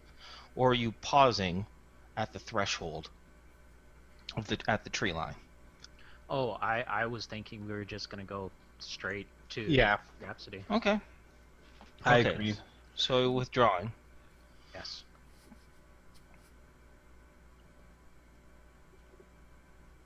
You can see whoever's covering the back, who's ever the last to move through the tree line. Soon after, this other Dyan, the one that was explained as Manzeg, the Doom Speaker, you see him point a finger towards your direction, but then that's it. You don't hear anything else, don't see anything else. You're all moving towards the Rhapsody.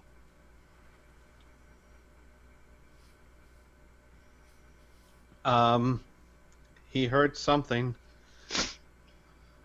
I suggest we move and move quickly. I think it's just a coincidence. I'm kidding, we should go. Alright. Okie dokie.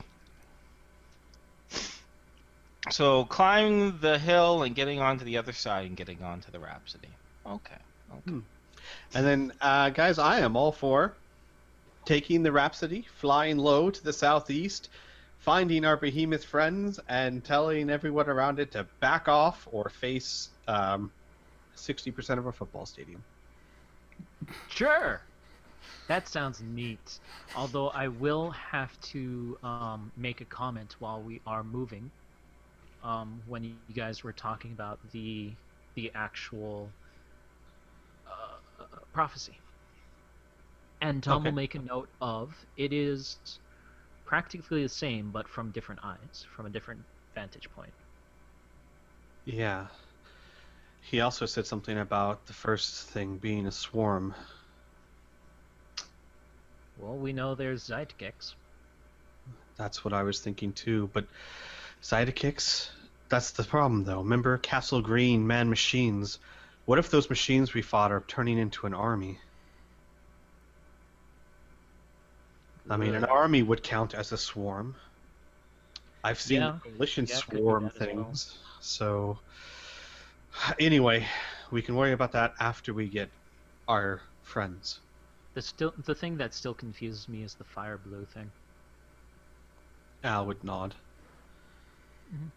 But my thoughts are, take the Rhapsody, find the behemoth, land long enough to get it on board, and just get out of here. Yeah. Okie dokie. Well, is there anything else you guys want to discuss as you're moving towards the Rhapsody? Because it's going to take about 30 minutes to travel. Navigating through this hill, past all these trees, and back and safe and sound inside the Rhapsody itself.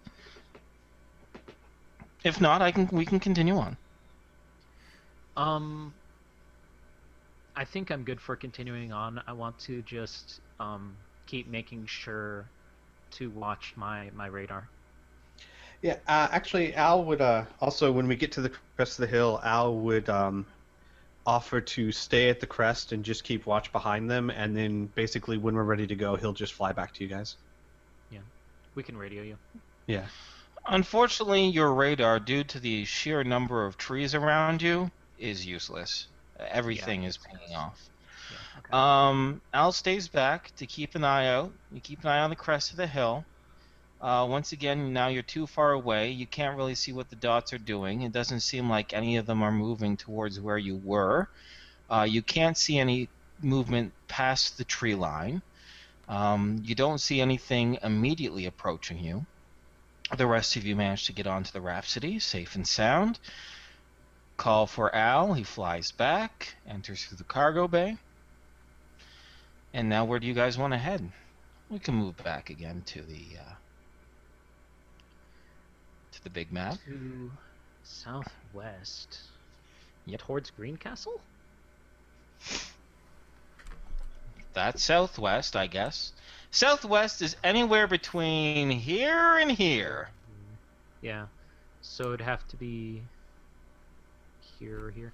Maybe try and watch along this curve and try and find a big giant robot. What do you guys think? Yeah, I was also thinking maybe have Mila and I flying to either side so that we can cover more ground. I guess if you. I mean, if we're going to be flying Just so the you know, Rhapsody, the Rhapsody then will have to fly 500 feet in the air. I'm sorry, what? The Rhapsody will have to be flying 500 feet in the sky. It won't be able to be any higher. Right. Yeah. Well, when I meant to the side of it, I meant distance-wise, not exactly level. Oh, But yeah. I didn't know that. Okay. But we'd still have to fly pretty low so that we could see the ground. Otherwise, What's the point? How are you Yeah. going to find the fucking behemoth if you can't see the ground clearly? Exactly. Yeah. We don't have any, which might be something worth looking into in the future. Maybe some cameras at the bottom of the Rhapsody with some high zoom. But for now, you guys, even if Mila and I, let's say Mila's on one side, Al's on the other side, we're searching. If the Rhapsody wants to search too, you guys are going to have to be pretty low anyway. Otherwise, we won't be able to see anything. Yeah. And of course, I'm up for what the group says. At this point in time, after what he's heard, Al's willing to risk a little exposure to find them as quickly as possible. Because what good does it do? Hey, we're still safe. No one knows about us. Oh, they're all dead.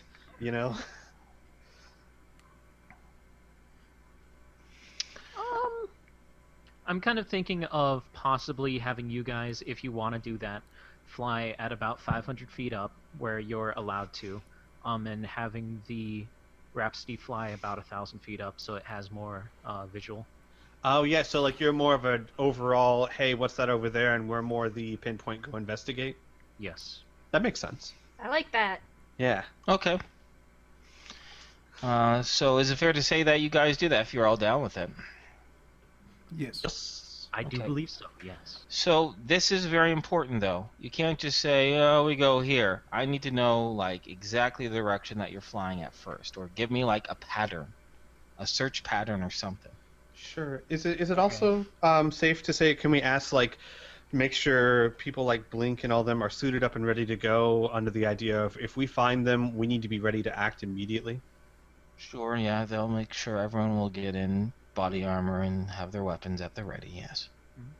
So where we were at, around here or here Yeah. at Winters, No, I'm you were going to- right there. Yeah, the first one. Yeah. Okay.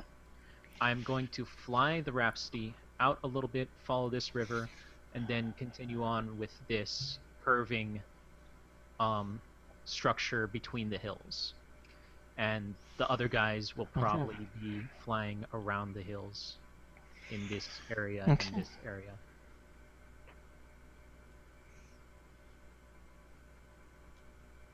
Is that good with you Okey-doke. guys?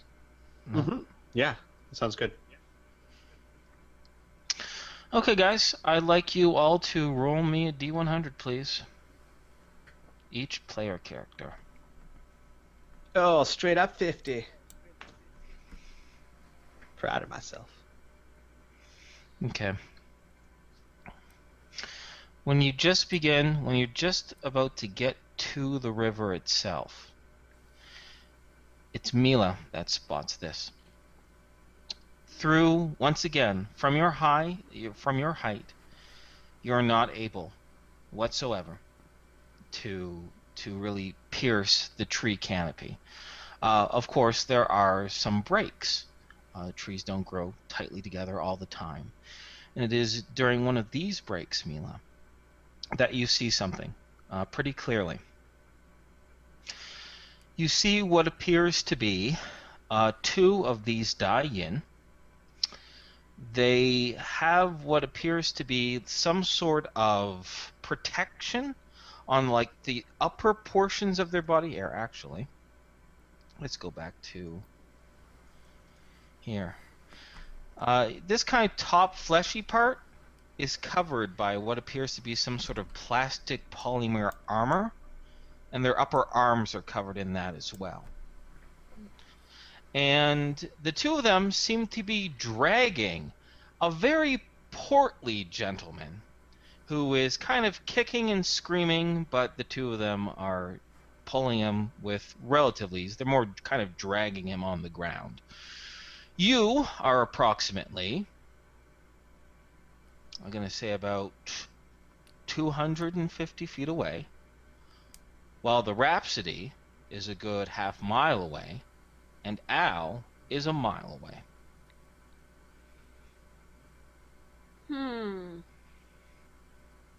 Mila's going to head down. Let me face pump for a second. She's gonna head down over there. Okay.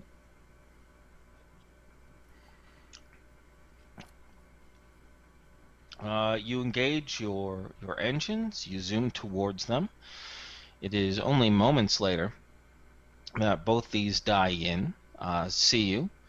They stop what they're doing and pull from their backs what appears to be some form of laser rifle, and while the man cowers on the ground, they begin to open fire. Let's roll for initiative. I think that went well. You did it! I did it! All right. So, hey, we get to use my distance thingy now. Yay! Oh boy. Oh boy. So, this is how I'm going to be doing this. There is only Mila and the creatures that I control are going to be rolling it for initiative.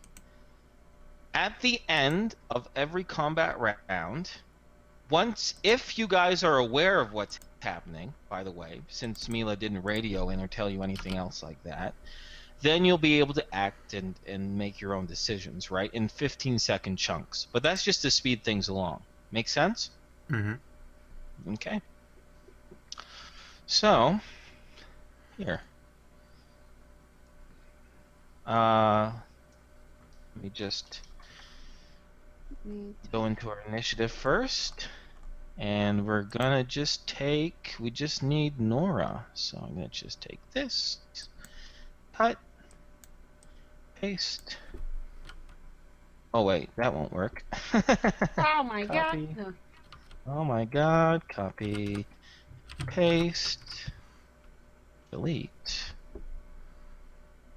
Copy. Or Mila, I guess I should say. Mila. INA. INB. Perfect. And let me know what you got on Mr. Initiative. 6! Okay, and I'll just have to roll 2. Give me a second.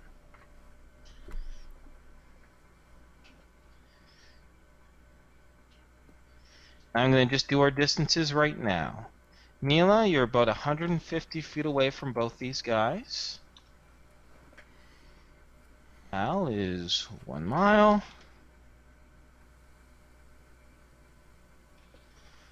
And Patrick and Tom is half a mile.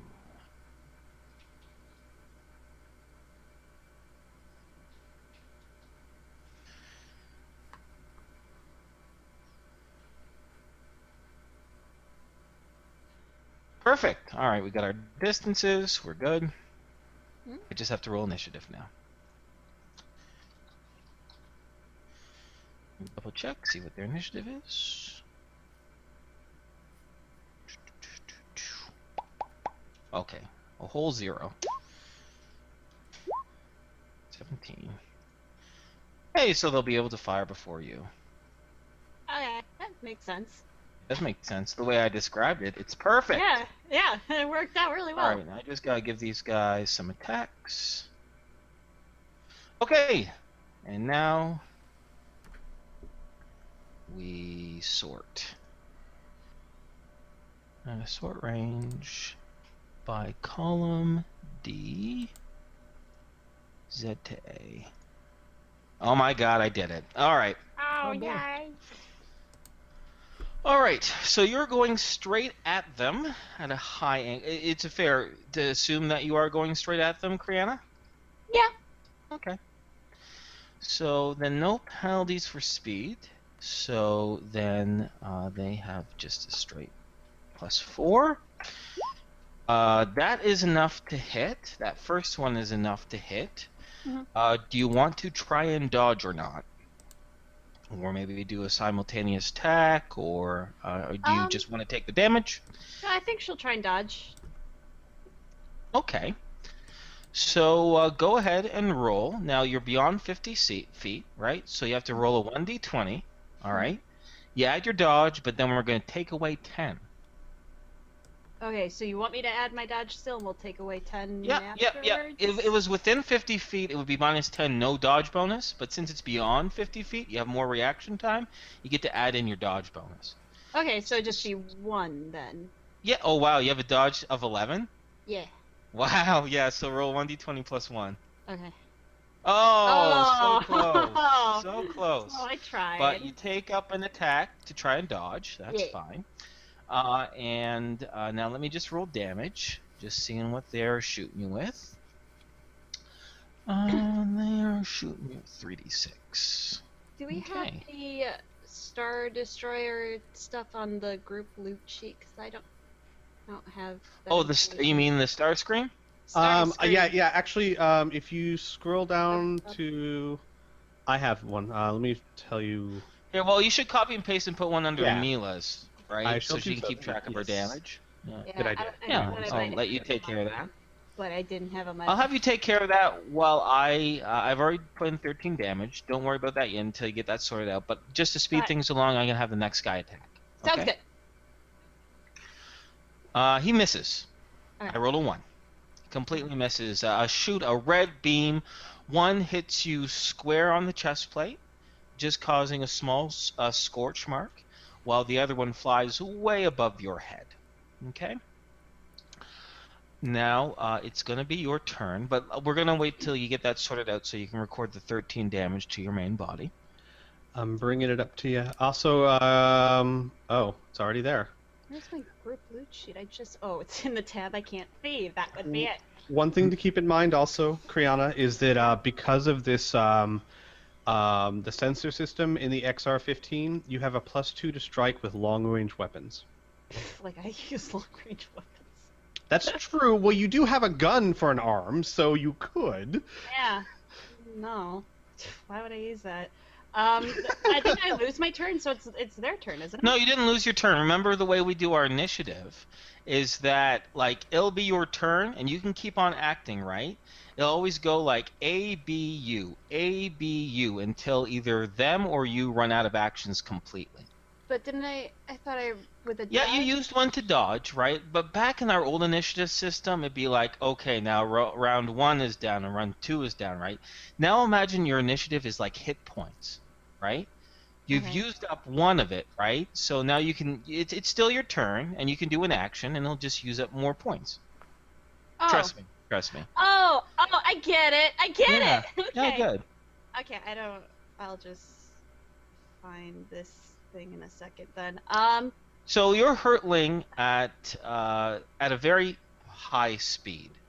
Last time I checked, and let me double check the flying speed of this. Flying range, speed, cruise. Okay, you're going like over. You can go up to 250 miles per hour. You're probably going cruising speed, which is 125. So maybe if you really put up the boosters, you'll go 150 feet. 150 miles per hour, which means that I'm gonna do some quick mental math. Yeah, I'm pretty sure you can probably close into these guys into like literally like be on top of them. It'll take like 3 seconds, so like one of your actions. Hey, okay. Can I?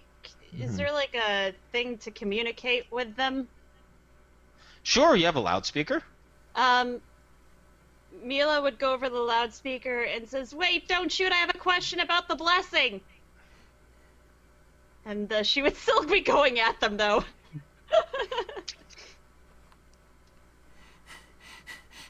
that would be her turn. We're gonna pause combat for a second because they do what you requested. Their weapons are still pointed directly at you, but as you approach, they don't squeeze the trigger. Where do you land? I'll land like a good distance away from them, enough I can still see them, but definitely giving them their space. I don't know as far as like feet value. Okay, we'll say maybe about 80 feet. Yeah, that would work. 80 feet works. Okay. And one of them will yell out to you, "What do you know about the blessing?" Well, I first heard about it with my brain. You see, I can see things, but then I heard I didn't understand what it meant, and then I heard someone talking about the blessing, and that made way more sense. So I was just curious if you too knew about the blessing. Also, who's that guy? Mila will point at the man they're dragging. The portly man is in kind of the fetal position right now, and you hear him whimpering. He'd be like, "Please, I'm not human. I'm not human. I don't mean anything against you." One of them gives him a swift kick in the stomach, and he stops, mewling. Well, the other one glares its little beady eyes at you and says, "Take off your helmet. Let me see you." Wait, is this a trick? Mila like puts her hands on her helmet, and then she like puts her hands on her hips and kind of wags her finger. Is this a trick? This isn't my first time around the block. Come on, you wouldn't take off your helmet for me, would you? They pause for a moment, they look at each other, and they say, "You have the guise, the arms, and the legs of a human.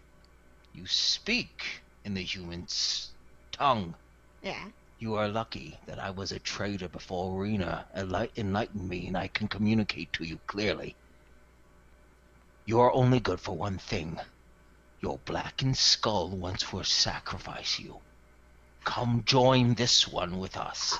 Do not force us to take you." Wait, okay, so hang on. So the blessing is you need to blacken our skulls? You would not understand. The But prophecy was not for you. But why did I see it then? If I saw it too. It You spoke lied. about a swarm. You lie. Only Rena the prophet saw the future. Only she knows what's best for us. A lot of people saw the future. Lies again. Huh? Throw down your weapons. Sacrifice yourself so we can survive. Okay, hold on. You raise their weapons towards you. Mila is like looking at her arm that's like has a gun on it and kind A of weapon that is a gun? and slowly she hunches over and sets it down, and she's kind of looking around like, man, where are the others? She remembers she didn't radio them. No, they're still in their flight pattern. So Although, can I pause this for just Yeah, a brief go for moment? it. Is that okay? yeah, please. I will say, though, that now enough time has passed that both the Rhapsody's radar and Al's radar would show the little dot that you know was Mila kind of move off and then disappear. It would take a few seconds for that to register, of course, right? Which is why I mean, this was a good 30-second combat, so now it's fair to say that you guys would notice this. But they wouldn't hear would they? The firing? The gunfire? Oh, good point, because the one that missed would have kept on going into the sky. That's a very good point. I'm going to give them a 50-50 chance each. So, Tom, roll a D100, and Al, roll a D100. I want to get under 50. Oh, I didn't Al see noticed, shit. but Tom was too busy looking. No, Tom was too busy just scanning, looking in another direction, right? Yeah. Alright, Al would immediately say, Did you guys see that? Someone's firing over the radio. What? Really? Where? That way, and Al will start taking off that way. Nice. That is very descriptive, Al. Where? Al would say. Al would berate himself quietly, and then say, "About our 3 o'clock. Mila, do you see it?" Yes. Mila, this is while you're this is while you're hunching over.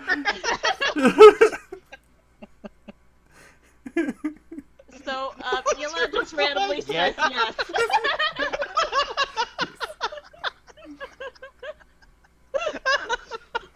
And then you hear over the radio, "All right, be careful, Mila. We don't know what's going on." I think I do. There's a What's slight going pause, on? and then Al puts thrusters down. I'm gonna start bringing the Rhapsody around. Like, not even response, like, "I think I do." Mila, as Oh, she's no. putting the arm down, if I may continue, I'm not sure if there's anything else that needs to be said. We're gonna have to go back and forth here now. Sure, so I just I'll don't use my wanna discretion. step up. So you first. You first. So as she's like, she has the weapon attached to her arm. She's like hunched over, like, so it's her arm is resting on the ground, but like she's still in full armor. She's looking up at them and she's like, so there's gonna be four trials or 4 blessings, right? One of them stays by the portly gentleman, and you can see now, by the way, 80 feet away, that he is clearly not completely human. What he's ranting about is pretty true. The backs of his hands have these kind of stony scales on it, as does the top of his head. Oh, But one stays with him. Yeah, sorry, keep going. oh no. That Mila would look at the guy and be like, wait a second, you're cheating. That guy ain't human. You I'm can't trying to use... tell, and then he gets kicked. Anyway, as the one approaches you, he'll say, "You know the words, but you are still stupid, which is understandable for your kind. Oh, that's true. Mila doesn't argue against that. Humans and humanity does not necessarily mean Homo sapiens. Many are considered humans, or human-like. The swarm hates all of them. It is their skulls we must offer, or we'll have to offer our own." Wait, are you the swarm that's gonna be coming and... We're trying to protect Winter's Outpost from the swarm. It will be destroyed if it's not for our actions. Oh, And wait! the leadership of Rena. So Now wait a keep second. still. Wait, hold on. Mila still has her arm. She's still technically obeying what he's saying. But she's like, so you're trying to stop the swarm? Yes. Me too! He says it now. He's like 20 feet away from you now. And we're going to stop at the Me Too to let the other guys act, because that was another good solid 30 seconds, right? Almost closer to a minute, really. So we got to give them that much time, to be fair. Sounds good to me. So, so Al is leading the Rhapsody towards where he saw the laser pew off, right? Yes. Okay. I found a nifty conversion thing that can convert miles per hour to miles per minute, which is neat. That is neat. Oh, that's very handy. I'm gonna just use my narrative reason No, right now. no. And I was gonna say too, if Al's leading the Rhapsody, he wouldn't have just gunned off at 250 miles an hour either. He would No. lead the Rhapsody. So Sure. Rhapsody can go Mach 2 if No. it really needs to. No. So it's okay. Yeah. But you it still needs done. to spin around, right? Like, because it can Right. stop where it is, hover in the air, turn the direction, and then gear up its engines again, which I'm assuming is what's happening, right? Rather than, Yes. or it could make a I'm- big ass circle around, but I'm gonna be banking fairly hard and trying to turn fairly sharp, something a maneuver that any normal pilot can make. Okay. Not like No, pilot. turning on. AKA, don't make me make a pilot roll, Inferno. That's what I'm trying to say. No. Yeah. Okay. And fair enough. I'm gonna call Alicia to the cockpit to have her take over. Okay. All right. She can do so. All right. But I'm going to say, within this 30 seconds, within this minute, really, what it is, the speed and mobility of both crafts allow you to get to the same general location where Mila is. And because of this small clearing, the clearing isn't very big. It's maybe about 100 feet, maybe around, before the trees start to thicken again. And it is in this kind of quasi-clearing or light wood that you see Mila with what appears to be Dayil. I'm just making up words now. Dyan. Okay. I had to look the name of my own race that I made up. All right, he's Dyan. One Dyan appears to be about 20 feet away from her, while about 80 feet away from Mila is another Dyan by a very portly gentleman. All of you who can kind of recognize that might be Peyton, one of the guys who was still on L-Zone Prime. The kind of DB contact merchant that Blink was talking about.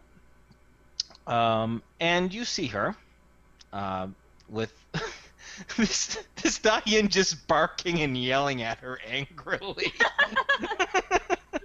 As she's kind of prone on the ground, one of her blaster arm is just on the earthen floor. So Al will be able to land no problem. Technically, the Rhapsody can also land no problem, but it's going to be crunching a whole lot of trees. Yeah. I was going to possibly have Alicia take over while I run over to the Glitter Boy. Okay.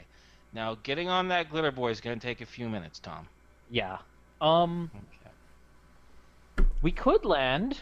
Are you guys okay with landing? Do you want to land, Piph?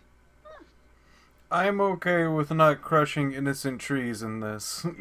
Okay, then we're not landing. Poor trees. So that's the Rhapsody. Al, what are you doing once you see this? Al would kind of alight to the ground, like one of those where you land and kind of run a few steps to stop the momentum. Try and go next to Mila and then go, "Hi, Mila." Heads up. Mm-hmm. They're gonna see you descending. Mm-hmm. They're gonna raise their rifles, and they're gonna shoot at you. Okay. No, just be like, yeah, let's just have this other guy land and no big deal. It's possible. Would Mila see Al coming at her? No, because he said he's doing his trajectory behind Mila. So Damn it, Al. Yeah, no, I'm gonna say no. Mila's not gonna be able to see. Well, then Mila's oblivious as to why they're lifting up their weapons, but lifting them above her head. Well, hang on. This is what I'm gonna say. Hold up a second. Let the GM be the GM here for a minute. Sure. So what's gonna happen? This is what I'm thinking the sequence of events. All right, Al's getting into view. They're gonna fire a shot. Mila's gonna be like, "What are they shooting at?" And they'll see Al, and then Al can take a response. We can either do that, or we can go into initiative. Does that sound? Did the sequence I outlined seem fair and decent, or do you guys want to have initiative decide all this? I'm fine either way. As long, yeah. I mean, if they're gonna shoot, though, we probably need initiative either way. No, not really. I'll give you a chance to dodge, and that'll be that. Well, sure. Yeah, we can do this narratively then. Okay, Yeah. that works for me. Because unless you guys, because it sounds like you still want to try to talk to these numbskulls. But they're gonna have to make a shot. Show. All right, so I'm gonna have them take 2 shots at Al. Got a 19 and a 22. What kind of defensive actions do you want to take to either of those attacks? Because you have 6 attacks per minute, so you can easily dodge both of them. That's why I'm saying there's no need for initiative. Oh, okay, I see what you mean. Yeah. I'd probably try to dodge them. Am I further than 50 feet?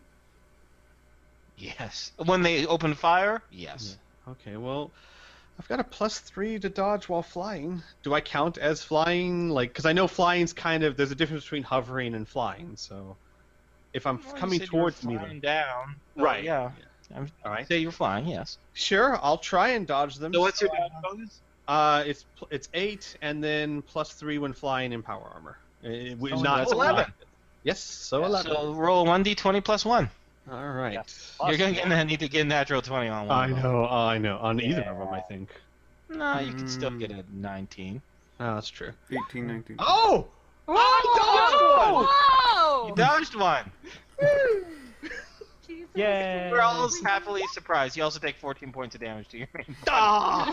one that you didn't dodge. Like rolled right into the other one. Poop. Okay. So they open fire. Mila, then they definitely give you time to look around, be like, "Oh, it's Al," or someone else in the Starscream power armor. But what are the odds of that happening? Well, that's a And quick then- thing.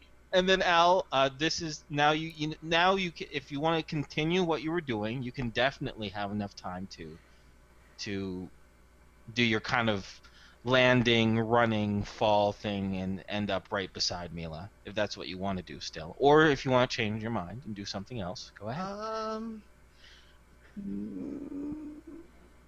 They only fire one shot, right? So far. Each, yes. Yeah, that's all they had time for. Okay. Yeah. I think Al would see that Mila is there and they're not firing at her. Yeah, Al would probably still do the same. He'd still kind of Okay. land to a running stop next to Mila and go, "Who are your friends?" We're talking about the blessing. Al, put your arm on the ground. Please, you don't need to be rude to these fine people. The one that's very close to you, about 20 feet away from both you and Mila, he begins to say, "You know not," and then his eyes look up, and he sees that's just now come into view a giant fucking spaceship floating in the sky. He looks to the both of you and the weapons in there, and give me a moment.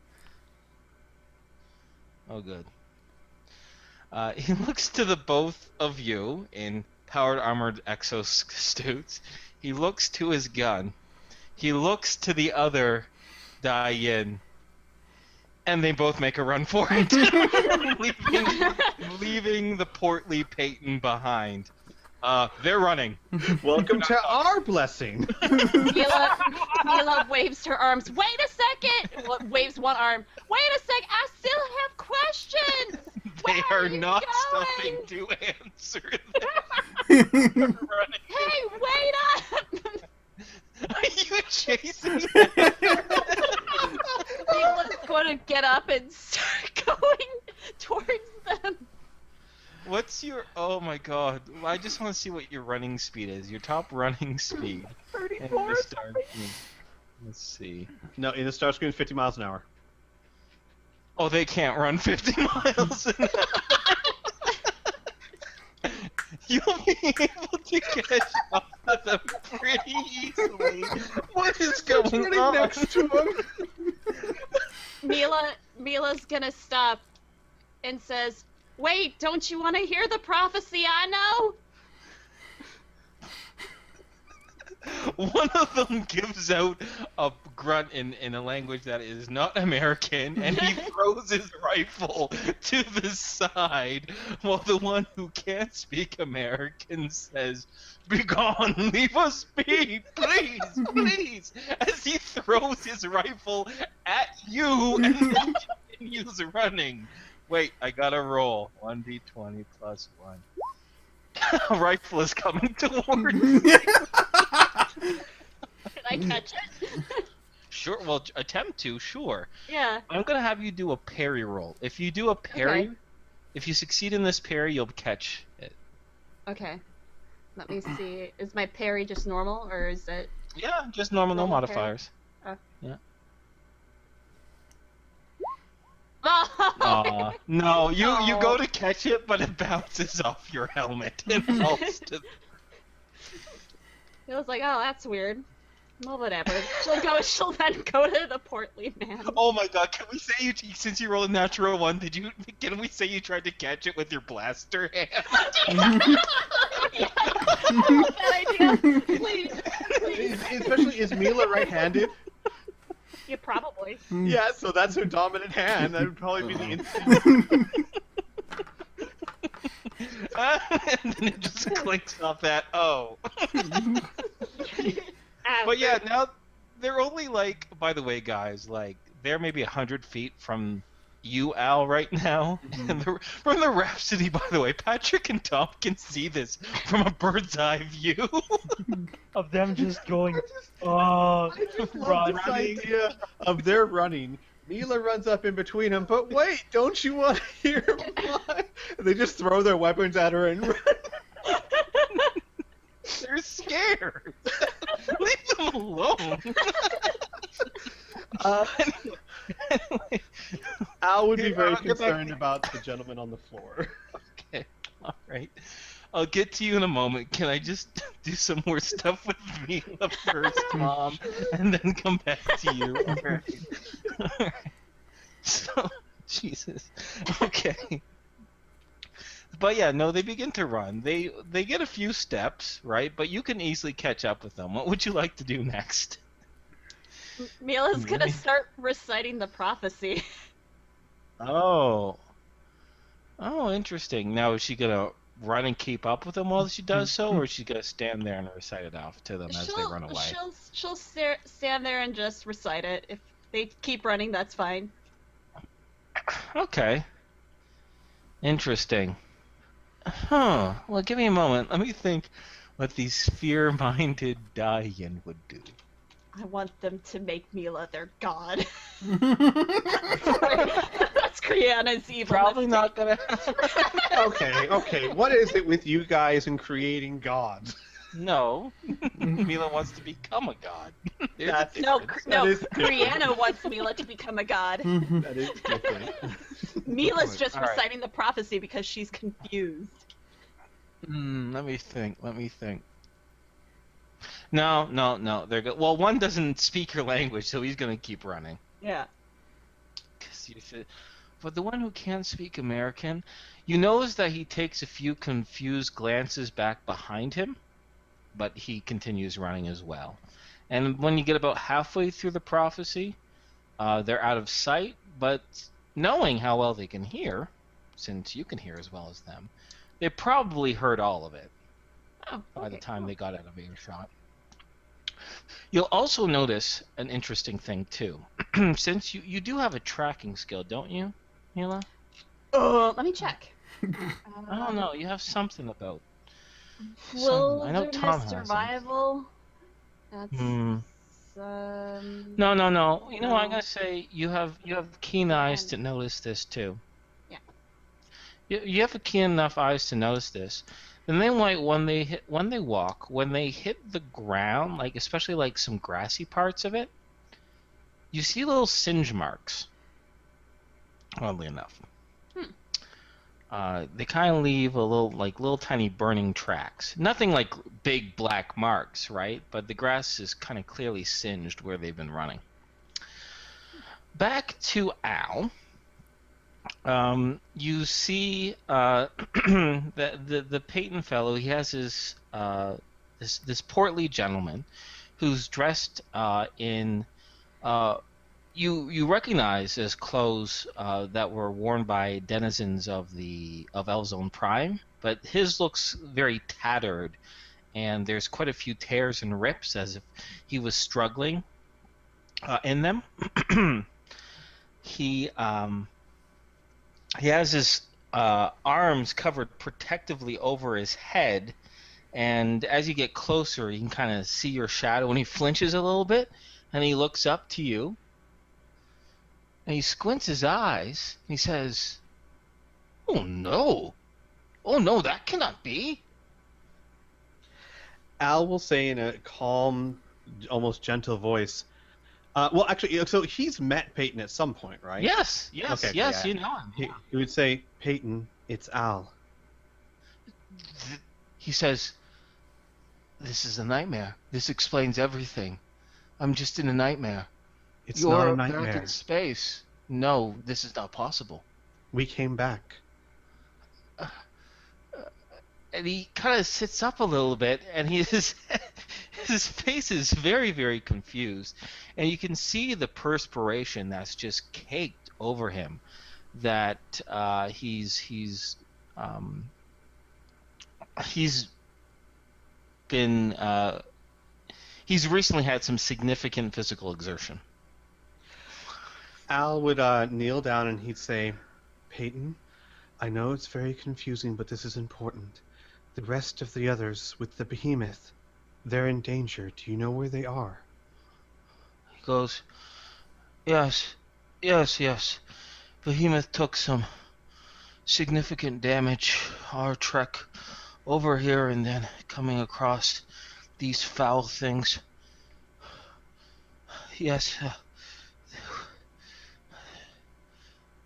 the Ting Fies, they hid it away. They hid it away, and I was separated from them. They attacked us again. Got separated. They caught up with me, gonna drag me away. Talk of sacrifice. But I remember where the behemoth was parked, yes. What about the others? I don't know, got separated. Okay. All right, we need to find them, but first things first, we need to get you fixed up and back in the Rhapsody. We'll figure the rest of this out later. What is a Rhapsody, he says. Al points to the giant ship up above him. Perhaps, due to shock or confusion, he looks at you bleary-eyed until he follows your eye shot, and he sees that, and he faints. Al sighs. And he says, calls up to the Rhapsody. I guess it would be Alicia at this point. Yes. Rhapsody, I'm coming aboard, bringing one patient. He doesn't look too bad, but he's better safe than sorry. Alicia will reply, do you think that's entirely safe? I can just land this thing. Al would look around. Does it look like it would cause a lot of destruction landing the ship? Yes. This isn't a Rhapsody shaped space. Al's like, probably not the best idea. She says, okay. And then she'll get on the comms and she says, Tom, you still by the aft airlock? She'll hear a kind of breathy, yeah, what's up? I'm trying to still get my Don't worry about it, they've all run away, but Al's going to be coming up with what looks to be Peyton. Do you want to open up the airlock for him? There will be a slight pause, and he'll say, yeah, sure, I'll do that. And he'll start taking off the flight suit that you have to put on for Glitter Boy. Yeah. It was half on. It was half on, yes. Yeah. But Al, with Tom's help, of course, able to get through the airlock, fly through. It's a tight fit either way, because not only is the power armor wide, but Peyton is a big boy. But you're able to make it through. It's a little risky. At one point, you have to shift your arm a little bit, and he falls a little bit. Yeah, what's up, Patrick? Well, I imagine Patrick's probably still close to. Let's just say he's in the cockpit. Patrick is wherever you want him to be at this point, honestly. He's gonna be sitting in the cockpit, still kind of twiddling his fingers a bit. He's gonna be doing that a lot. He's going to turn to Alicia and say, can I say something to Mila?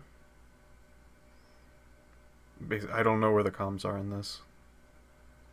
Alicia will lean over and flick what appears to be an orange switch, and she says, "Comms are open." Mila, can you grab one or both of the rifles that the men threw? Sure. Mila goes to pick it with her right hand. Okay. Unfortunately, you're only be able to pick up one of them because your other hand is a gun. What if I put one between my legs? I'm serious. Like You holding have it with my acrobatics, knees. right? I'm sure I do. Let me check. You're sure you do. Fucking check. I'm sure I do. Yeah, I do. Okay, I want you to roll me an acrobatics because you're gonna need to be pretty acrobatic. Which one? Sense of balance, walk on tightrope, climb rope, backflip. Do sense of backflip. Do sense of balance because you'll need your balance in the air while piloting. Yeah, okay, that's what we'll do. Okay, hang on. Let me do that. No. I succeed by a lot. My sense of balance is 98%. Jeez.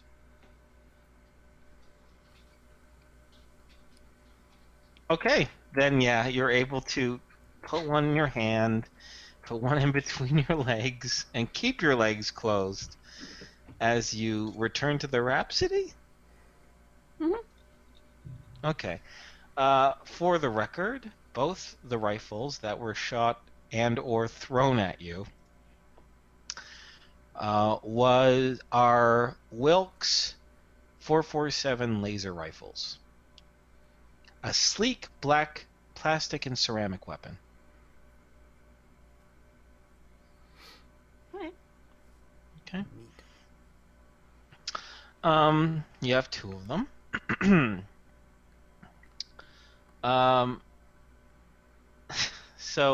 Oh yes. So before Patrick was doing his thing, I was about to say, Al, you moved your hand. You had to kind of like move your hand around to slip, and he, like a part of him slumped a little bit. He wasn't really in any danger of falling out to the ground or anything like that, but it was just a tight fit, right? But you're able to get him into the Rhapsody. What do you guys want to do next? Al would start stripping down so that he can then take him to the clinic. Okay, so Peyton's just kind of lying on the Rhapsody floor as you begin to take off your power armor. Okay. He'd put him down gently, of course. I know. I didn't say you threw him down. I said he's laying down on the ground. Oh, just making sure. Yes, he would very quickly strip off his power armor, and then he'd explain to Tom what he told him. Oh, goody. He remembers where the behemoth is, but he doesn't know where the people are. Fantastic. Mm-hmm. I hope they haven't had a horrible fate. Did you hear anything about why they were taking people? No. Maybe Mila heard something? Yeah, we should probably check that out. Mila enters. Hi, I'm Mila. She enters through the airlock as well with two rifles, one in between her legs. I got it. Cool. Are those the rifles they were using? Yeah. Got these for Patrick. Interesting. Here, I'll take those, and Tom will reach out for them. Mila will like shuffle her knees over to you and like lean forward and then hand one off. Mila, those guys you were talking to, they didn't by chance say where the others were, did they? They were saying that they needed to collect humans so that they could make the black skulls. Well, they wanted that guy and Mind Skull to make them black. Or the swarm, to stop the swarm. Of course, the swarm. Well, we need to find a way of tracking the others. Oh, well, Maybe if we all paint our faces black. With your hair, we could dye your hair black, and then they would think that your skull is black too. We could trick them. I don't think that'd work, but let's keep that as a plan D. Okay. And then Al would get on the, or actually, he'd probably, since he's getting up power armor, he'd be like, Tom, can you flip the intercom for me so we can let everyone know what's going on? Tom will hold down the button. And then Al will proceed to give everyone a quick summary of what Peyton? Mm-hmm. Peyton told them. Peyton. Yeah. Okay. All right. Get the affirmative. You're now out of the armor. All right. Al is then going Lying on the to. ground. Al's going to ask for help carrying Peyton to medical bed. Oh, me, let me help. Great. Mila will be a definite help due to her strength. In fact, Mila only needs Mila. It can just be Mila and Al, and Mila can take the lower, rounder, heavier part with surprising ease. Well, Al carries him carefully by the arms. Okay. Bring him over to the medical bay.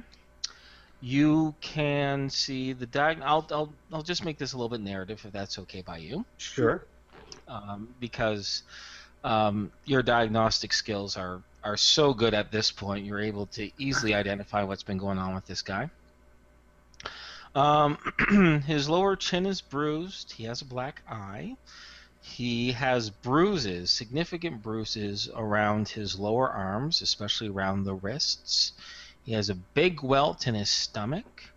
He has what appears to be scrapes and very small scratches, as if he's been running through something very branchy or very thorny. That's where most of the rips come from as well. But honestly, with the exception of a very, very mild anesthetic and some rest and a little bit of bandaging on the areas that are still kind of just weeping blood, his body can heal itself naturally well enough. He doesn't seem to be in critical condition. Now that he has rendered his own self unconscious due to fainting, he has started to cool off as well, and the perspiration has begun to cool on his brow and on the rest of his rather girthy body. All right. Al would typically just cast Heal Wounds, but considering the fact that we might be entering combat soon, he's probably going to be a little bit more conservative. And okay. He's actually going to try to... Well, can he tell, or from his diagnosis, would he be able to safely rouse him, or would that probably be dangerous? Or it's unlikely. You're assuming you diagnosed his faint doesn't appear. Like, you check his pupils, you check his ears, you check his heart rate. You know it isn't due to high blood pressure. You know he didn't faint due to a concussion. So you're quite certain that he just fainted due to shock. It is fair. You can rouse him easily enough. And although I didn't list it specifically in the Rhapsody's medical wing, you definitely have the equivalent of rousing salts or smelling salts. Okay. Then Al would pop one of them and waft it under his nose. He wakes up with a start and a few rough coughs, and he looks around, and he says, God in heaven, this is a ship. I can't believe it. Oh, but you came at the right time. We thought we were all done for. Well, while I will be honest and say we didn't come back specifically to help you, we certainly won't leave you in need. But we need your help as much as you can. We need to find the others. It goes like I said. Well, before I got separated, we parked the behemoth and began to hide it. That is the last time I saw them. is safe to assume that they're there or by the area. Okay, then let's go there, and then, well, we'll take it from there. Peyton pauses and he says, I'm assuming we will travel there in this ship of yours? You called it a Rhapsody. That's the name. It was a network ship. Now it's ours. Peyton just shakes his head again and squints his eyes shut, and he says, I'm not the absolute best of directions, but they couldn't have dragged me very far, and I was kicking the entire way. Can you let us know maybe landmarks, somewhere that would recognize where it was hidden? This is all just mountain and trees. With all due respect, I'm used to more urban environments. I understand. But, as you said, if you were kicking and screaming, you probably would have left a bit of a trail to follow. Yes, and it wasn't very long. I mean, it felt long, but they're only dragging me for, I don't know. It couldn't have been any more than an hour. No. It's a bright day outside. Do you by chance remember where the sun was as they were dragging you? When they were dragging me, I was trying to rationalize with them, scream at them, stop them, and all I got was a punch to the face. I wasn't looking at the sun. I'm sorry. No, it's okay. Alright, rest here. Get your strength back. I'll be back in to check on you. And he'll point to the Baron tied down on the table. Best not to disturb him. He's under some sort of magic spell. Mm-hmm. And Peyton just nods weakly and lies back down. Al would go out and go to, I don't know, is everyone in one place or? Patrick is with whoever is the biggest amount of people, and he seems to have stopped doing his finger wagging, but he does seem to actually move his hand slightly every once in a while. Okay. But maybe to answer Squee's question, yeah, it's a good way to assume that you guys are all at least in some sort of collective area or within earshot. Sure. Yes. Okay. Then Al would say, well, Peyton doesn't remember much. They tried to hide the behemoth that had received some substantial damage, and then he got separated from them. And he said they'd been dragging him about an hour or so, and that he'd been kicking and screaming the whole time, so the only thing I can think of is maybe he left some sort of trail we can follow back to where the others are. Yeah. Anyone here good at reading the tracks of a dragged, kicking, screaming man? Bear quietly raises a paw. You can just follow their footprints. It's not hard. Yeah, Their Tom raises footprints. his hand as well. They leave footprints? Well, I guess they would. Yeah, no. Like, they were walking away, or I guess they were more running. They made the grass all burny. It was weird. You just follow that. Mila, like, is saying this like this is just common knowledge. Like, why don't we just do that? I'm full of good ideas, I know. They're burning the grass where they walked? Yeah, it was weird. Singeing, right, okay. Yeah, I'm starting to remember the passage a bit more. What? What Yeah. passage?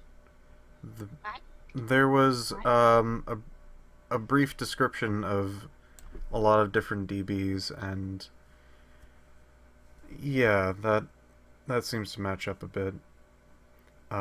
If I remember correctly, majority of their body is a lot harder. Try not to have them grab you, I guess. Oh, okay. Got it. When you said increased body temperature, you really meant it. All right. How high do you mean? He shrugs. Hot enough to burn grass, I guess. Bear, you guys could track it. What's the fastest way? I mean, maybe have you guys get on the ground and follow it, and just follow behind in the Rhapsody. Bear gives a slow nod. Yes. Wait, I gotta get back into my bear voice. I've been fucking that up. Give me a moment. I gotta mute myself and practice. No, Yeah. Bear. That was all right. That was a good bear. Bear. We want, but like with any actor, we want him to be comfortable with his own performance. Of course, of course. Fine. So as he mutes himself, we can all do our bear impression. Bird, let me hear your bird impression, your bear impression. I'm ready. Oh, never mind. I gotta find Nora. Oh God. Jesus Christ. See, I'm gonna lose it now, you asshole. All right. Here I am trying to be supportive. I'm sorry.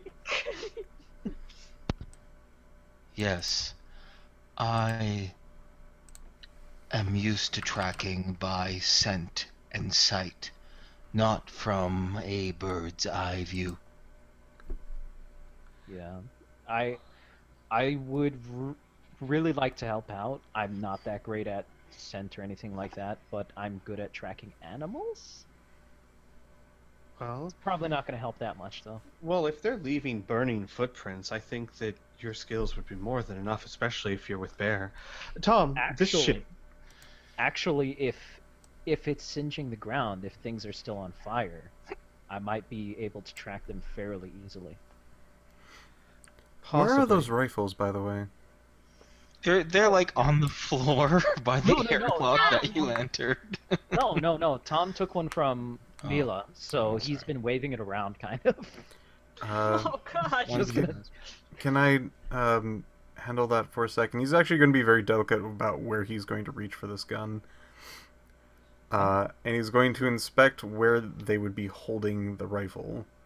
Like, Well, it is pretty clear where the rifle has been held. One by the, I guess you could say the butt of the rifle, and one by the stock. No, wait, sorry, one by the barrel. Give me a moment. I'm trying to... Do I have a picture of a... I'm going to just say one by the barrel and one by the stock, by the... the trigger guard. There you go. And the way it's easy to tell is that even though the Wilkes is made of a soft, a smooth ceramic and plastic, it hasn't completely melted by far, right? But do you know, like, imagine you have a stainless steel oven, right? Mm. And you have a really warm hand, and you press against that stainless steel, and it leaves like moisture and a residual mark on it. mhm. That's the type of markings that are on it.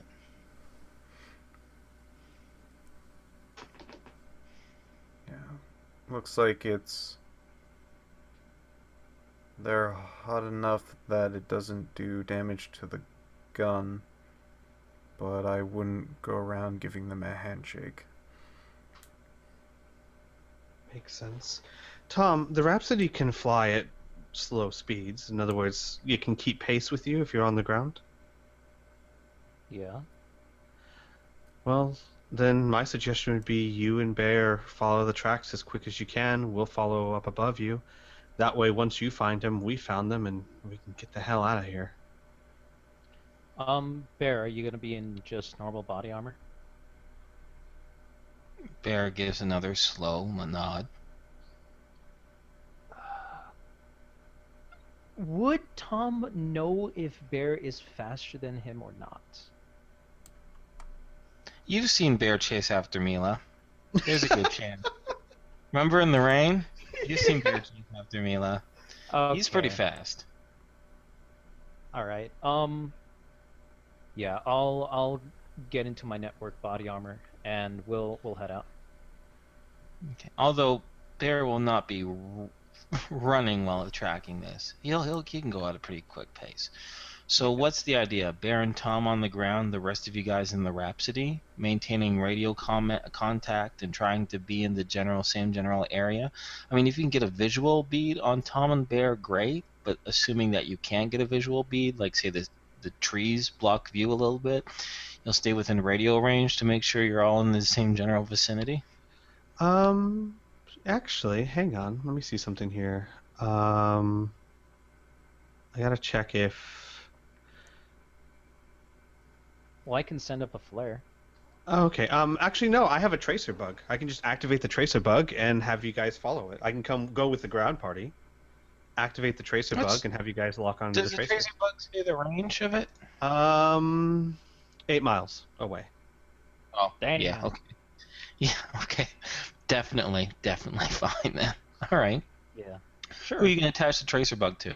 I'll keep it on me. I'll go with the ground team. Okay. But who's gonna read the tracer bug? I don't know.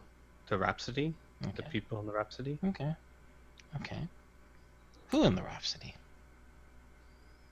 You know, just I'm put it assuming on. we'll put it configure on with the Bear. computer. Yeah, just put it on Bear, and Well, no, No. because it's just a signal, so anyone that knows how to use a computer can follow it.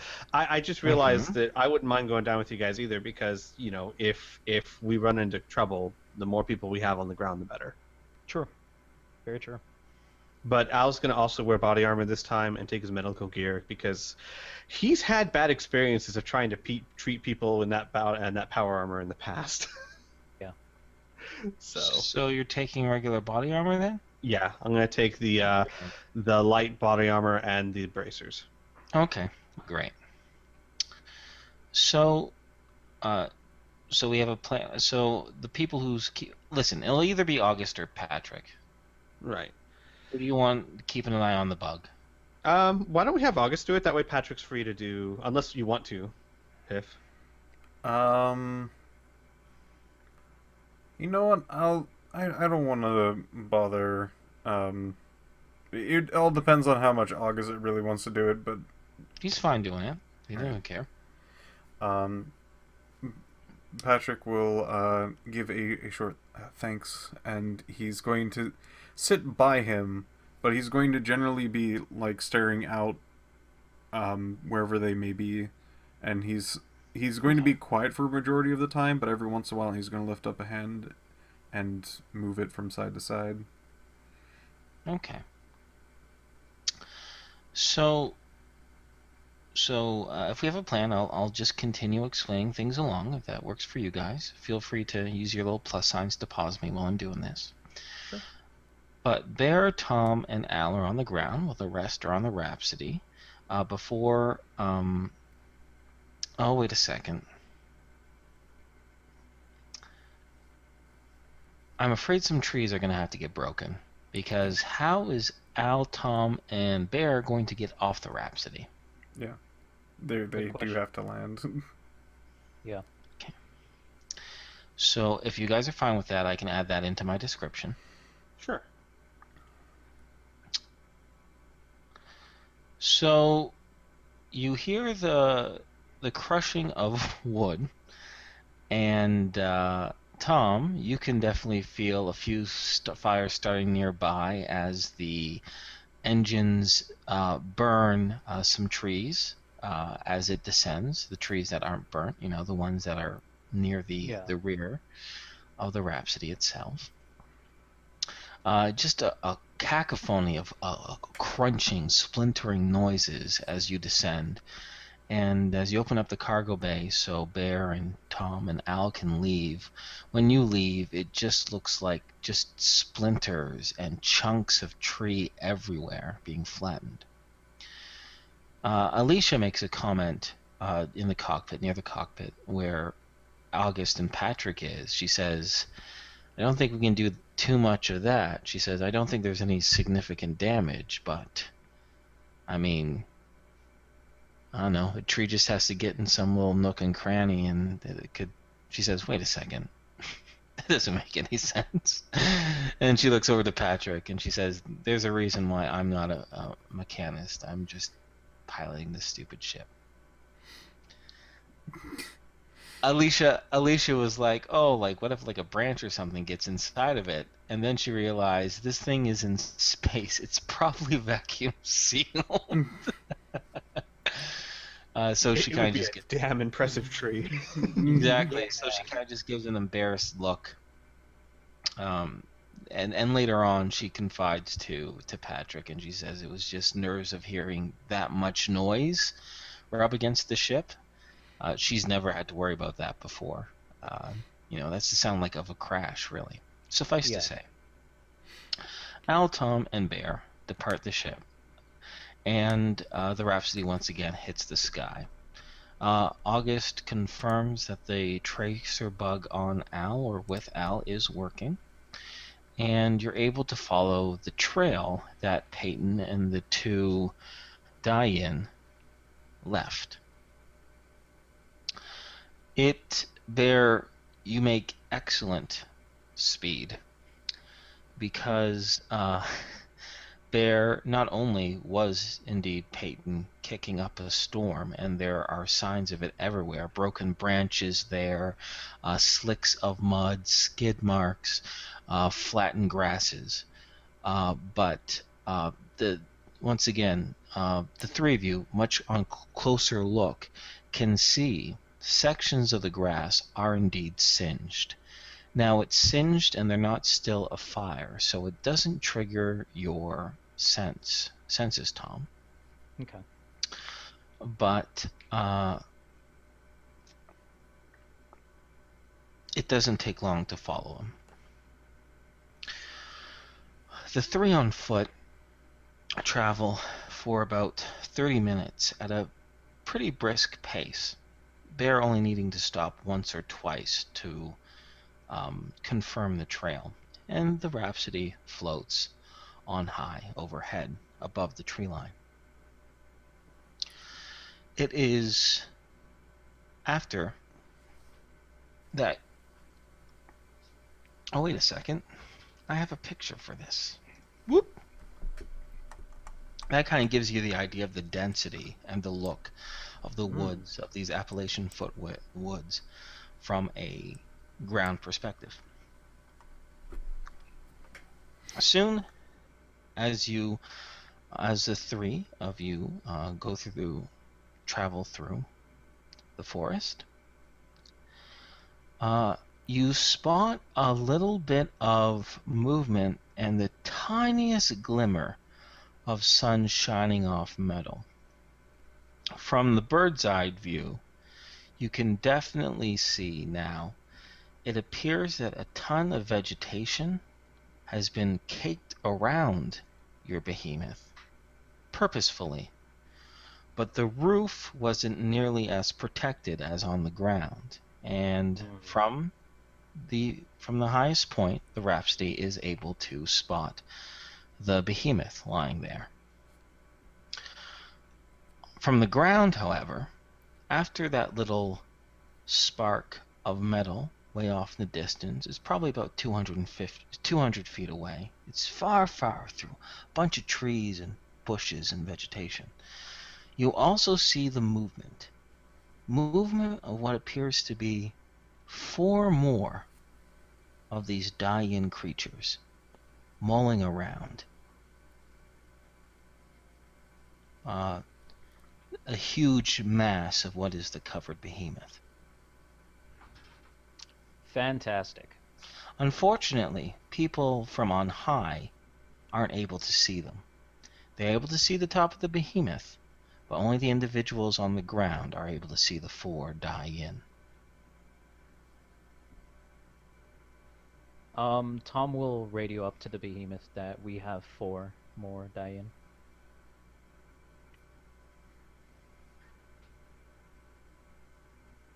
Al would say, well, the Rhapsody scared off those 2. Maybe we can scare them off as well. Might be an idea. Are Worth you a guys try. ready to say hi?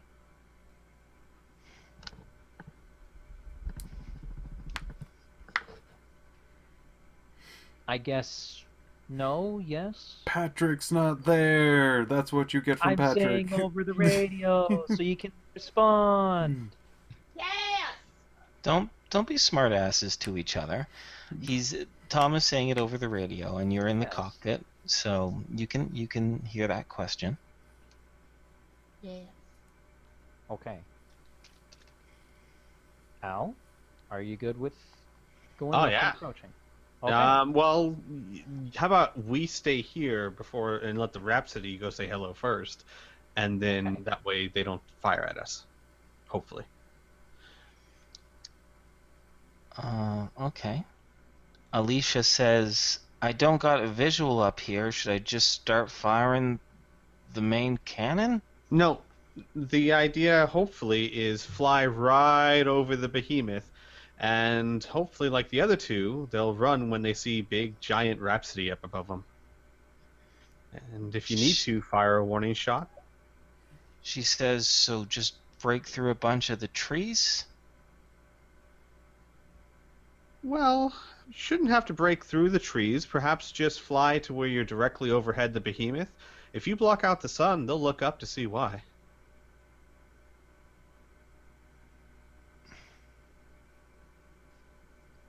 Okay, she says. Rhapsody starts guiding towards and hovering like 400 feet above the behemoth. Unfortunately, the sun is beginning to set. Oh, I was like, I Well, meant like just above the treetops. Patrick's gonna click on the say over the radio. Says this is freaking. He's right there. It might be best to travel on foot. If we're close enough here that they don't notice us, we would only be burning trees to get our attention. I'll respond. Then maybe we should burn some trees. The idea is to scare them off so we don't have to fight them. If we approach them on foot, they will try to kill us. I would like to do something Mm-hmm. because I'm getting impatient. Oh, all right. Is it okay if I just make a fire eruption and get their attention? Are you asking me, or are you asking, I'm asking your fellow the players? rest of the group, the fellow players. This is out of character. Sure, it's worth a try, I suppose. Yes. I don't know. Could you burn the treetops a bit so that they look up and then they see the ship? That was the idea. Yeah. Yeah, just a Yeah. fire eruption, blanket above the treetops, and then immediately extinguish it, and then have them look up and go, "Oh fuck." Yeah, that seems like a good plan. Okay. All right. What's the dimensions of this flame psionic power? This flame eruption? 65 feet cubed. Okay. Yeah, that's a pretty big window. You need to roll your percentage to see if you get exactly where you need to, though. Yeah, skill roll. 80%. I succeed. So, baboom, I will use the ISP to do that. Okay.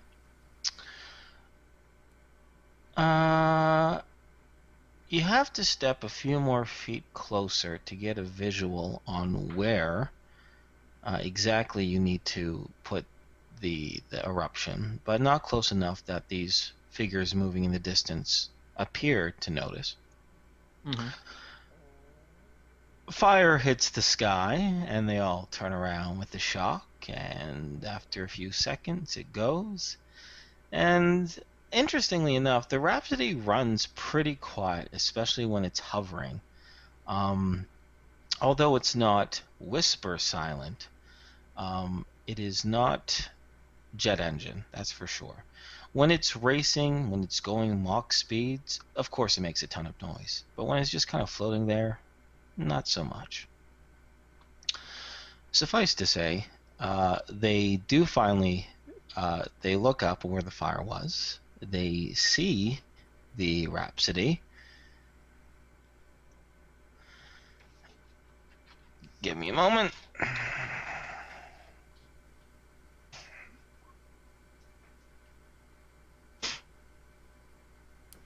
and they flee. Yay! They depart from where the behemoth is, and they make a heady escape, and it appears they are moving to the northwest before they disappear from sight. Northwest. Okay. Mm-hmm. I will wait a couple of minutes after I see them leave, and then I would like to approach the behemoth. Sure. Al? Same. I'll approach with Tom. Okay. Alicia will raise the behemoth up a little bit, but she kind of gives a bit of a wincing sound. And Patrick, you can definitely see why.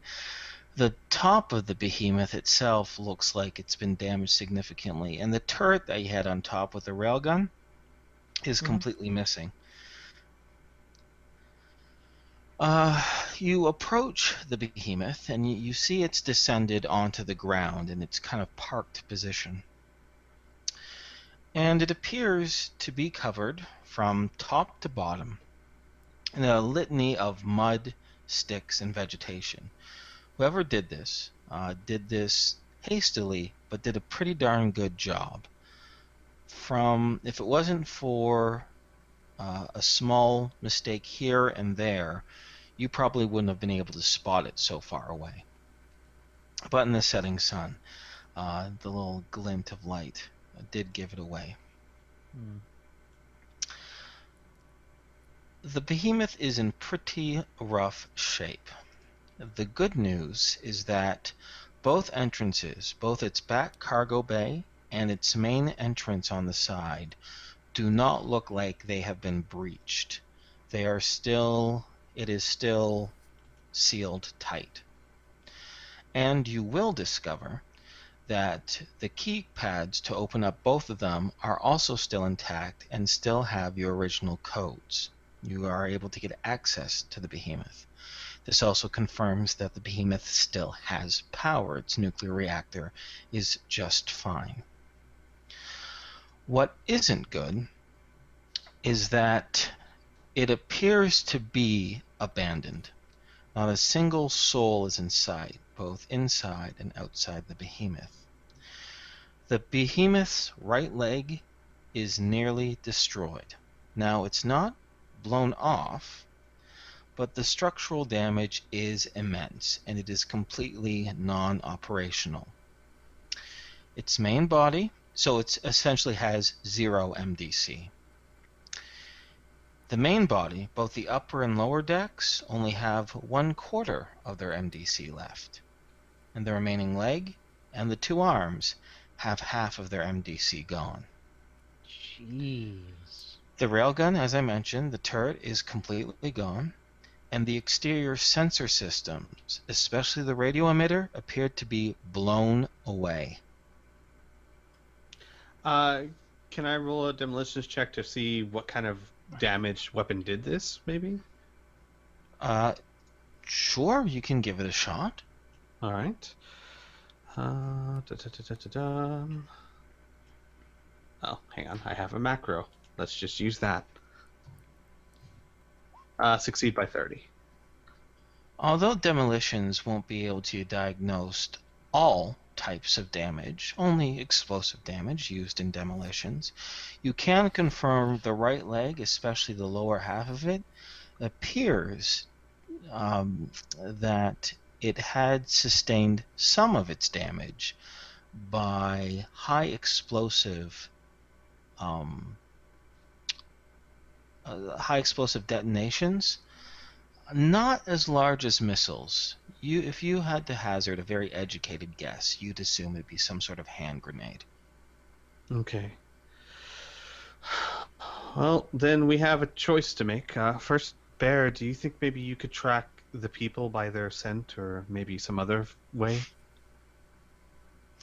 I need to look around, but yes, I will do my best. He begins to pace around the behemoth and look at stuff. And Bear does say, It will be easy to distinguish the footprints of these creatures compared to our previous companions. Yeah. Do we have any way of recovering the behemoth, guys? I mean,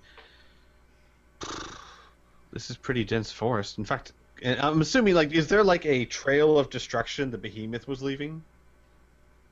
No, actually. Is it sparsely treed enough that it looks like it could get there without a trail of destruction? No. I guess we're misinterpreting the concept of trail of destruction.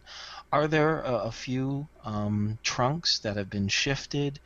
Some clear markings that it moved due to its large robotic feet? Yes. But I guess when you said trail of destruction, I was thinking entire swaths of the forest gone. Huge craters, stuff like that. I was looking at the picture here, and looks like this behemoth is not getting through this without breaking a lot of trees. Mm-hmm. So there is a clear sign that the behemoth was moving through here. There is a clear sign, Okay. yes. Once again, though, it was the terminology that was Got it. confusing between the two of us. All right. Then yeah. Al would like over the radio. Any ideas on how to recover this thing? I think the sooner we get it in the ship, the better protected it'll be. Well, the only thing I can think of is actually, piloting it on, but with this leg, I don't see how that's possible. Patrick, roll me a mechanics check, please. Okay. Let me just pull that up. Mechanical. Got it.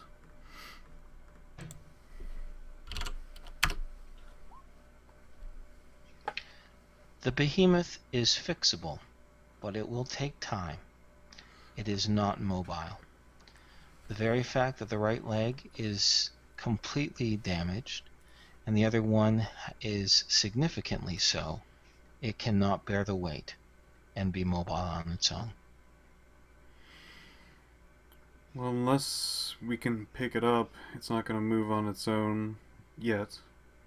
If you guys can get me a few days, I might be able to connect the correct things and make a serverable amount of work so it can actually move. Yeah, but we're going to need to try and get the survivors of Elzone Prime first. Do you guys decide to enter the behemoth, or do you stay on the exterior of it? Oh, I would like to enter. yeah. I thought you said there weren't any souls on board. I thought we were already on it. I just want to make sure who's inside. I definitely would have gone inside. Yeah. Okay. Tom too? Yes. Okay. Inside, you see evidence that a lot of people have been living on this thing. Not only are each of your individual rooms look like it's had a few occupants in it apiece, but even your main living area, the couch and the floors themselves, show a few blankets and a few other pieces of evidence that people have been sleeping here.